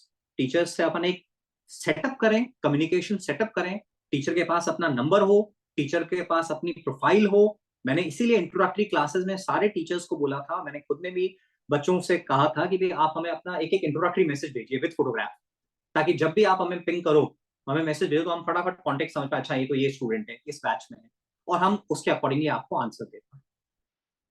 तो आज के सेशन में मैंने 3 पॉइंट्स लिए हैं। ये एक्चुअली मल्टीपल सेशंस होंगे, क्योंकि इतना कुछ मुझे आपको कहना है इस कॉन्टेक्स्ट में, इतना कुछ हमें डिस्कशन करना है जो कि आपको हेल्प करेगा, बच्चों को भी और पेरेंट्स को भी। तो आज के सेशन में हमने जो पॉइंट्स लिए हैं कि कैसे क्लास 10th और उसके पहले की क्लासेस की जर्नी इन 2 सालों की जर्नी से डिफरेंट है। इस 2 सालों की जर्नी में आगे बढ़ने के लिए हमें क्या चाहिए? पहला, हमें अपना वाई ढूंढना है। बिना वाई के हम अपने ड्रीम्स को अचीव नहीं कर पाएंगे। वो केवल ड्रीम रहेंगे, वो टारगेट नहीं है, वो लक्ष्य नहीं है। आपको अपना वाई ढूंढना है। आपकी एक सेपरेट डायरी बननी है जिसमें आपका वाई डे बाय डे मजबूत होना चाहिए। दूसरा, मैंने आपको ये पॉइंट आज बताया कि टीचर्स के साथ कनेक्ट होना क्यों जरूरी है इमोशनली, क्यों अपनी प्रॉब्लम्स शेयर करना जरूरी है, किस तरह से अपन एक सस्टेनेबल मैनर में डाउट्स पूछ सकते हैं, अपनी प्रॉब्लम्स को एड्रेस करा सकते हैं। पेरेंट्स को मैंने ये बताया कि किस तरह से आप मेंटर टीचर से कनेक्ट कर सकते हैं। तो ये 2 चीजें आज के सेशन में हमने डिस्कस की हैं। It's been almost 1 hour 50 minutes। तो अब अपन क्योंकि एक साथ इतनी सारी चीजें बताने पे वो एब्जॉर्ब भी नहीं होंगी और डेफिनेटली थोड़ा पेनफुल भी हो जाएगा। तो आज के सेशन में हम यही 2 पॉइंट्स पे विराम देते हैं। हम नेक्स्ट सैटरडे को और फिर ऐसे ही मल्टीपल सेशंस लेके, काफी सारी चीजें हैं जो कि हमें इस जर्नी का पार्ट रहेगी, इनको हम एक एक करके आपको शेयर करेंगे ताकि अपन इसको एक बढ़िया तरह से इम्प्लीमेंट कर पाए और इन बच्चों को अच्छी तरह से असिस्ट कर पाए। So thank you all. Thank you Pratik sir. Right, thank you all students and parents. I hope आप लोगों ने कुछ शॉर्ट नोट्स वगैरह बनाए होंगे एंड मेक श्योर अभी सेशन फिनिश होने के बाद एक बार जो भी समरी है सेशन का वो आप आपस में भी डिस्कस करें, द पेरेंट्स एंड स्टूडेंट्स। और जो भी इससे टेक अवे है, जस्ट समराइज द पॉइंट्स, एक बार आप वापस से गो थ्रू कीजिए कि क्या आज अपन ने सुना, क्या अपन ने समझा, and try to implement these things. So coming week में जो भी शेड्यूल रहेगा सेशन का, will be posting it on the WhatsApp groups. Most likely next Saturday को ही अपन नेक्स्ट सेशन रखेंगे for the same time, and remaining points पे अपन in the coming week will be having the session. So और हम चाहेंगे actually कि स्टूडेंट्स भी और पेरेंट्स भी हमें सेशन का फीडबैक दे पाए। तो आपके फीडबैक से डेफिनेटली यदि आप कुछ और पॉइंट्स भी हमें इन्वॉल्व करवाना चाहते हैं सेशंस में, तो even we need your input कि आपको कैसा फील हुआ, आपकी फीलिंग्स कनेक्ट हुई या नहीं हुई, आपको थोड़ा क्लैरिटी आई क्या इस कॉन्टेक्स्ट को लेके, या आप हमसे और कौन सी चीजें एड्रेस कराना चाहते हैं। We would love to hear from you. हम बच्चों को असिस्ट करने के लिए, आप बच्चों को असिस्ट करने के लिए, तो हमारा एज अ टीम साथ में इन्वॉल्व होकर काम करना जरूरी है, हमारा आपस में कनेक्टेड रहना जरूरी है। तो we would love to hear from you. आप हमें अपने पर्सनल नंबर पे या ग्रुप पे, दोनों में कहीं पे भी अपना, लैंग्वेज कभी बैरियर नहीं है। आप हिंदी इंग्लिश मिक्स्ड किसी भी फॉर्म में आप भेजें, हमें बस वो लैंग्वेज के अंदर लिखा हुआ क्या है उससे कंसर्न है। तो आप हमें अपना फीडबैक दें सो दैट हम नेक्स्ट सेशन को और रिफाइन करके और बेटर वे में आपको कन्वे कर सके। Thank you all. Thank you Pradeep sir. Thank you thank you teachers. Everyone, thank you.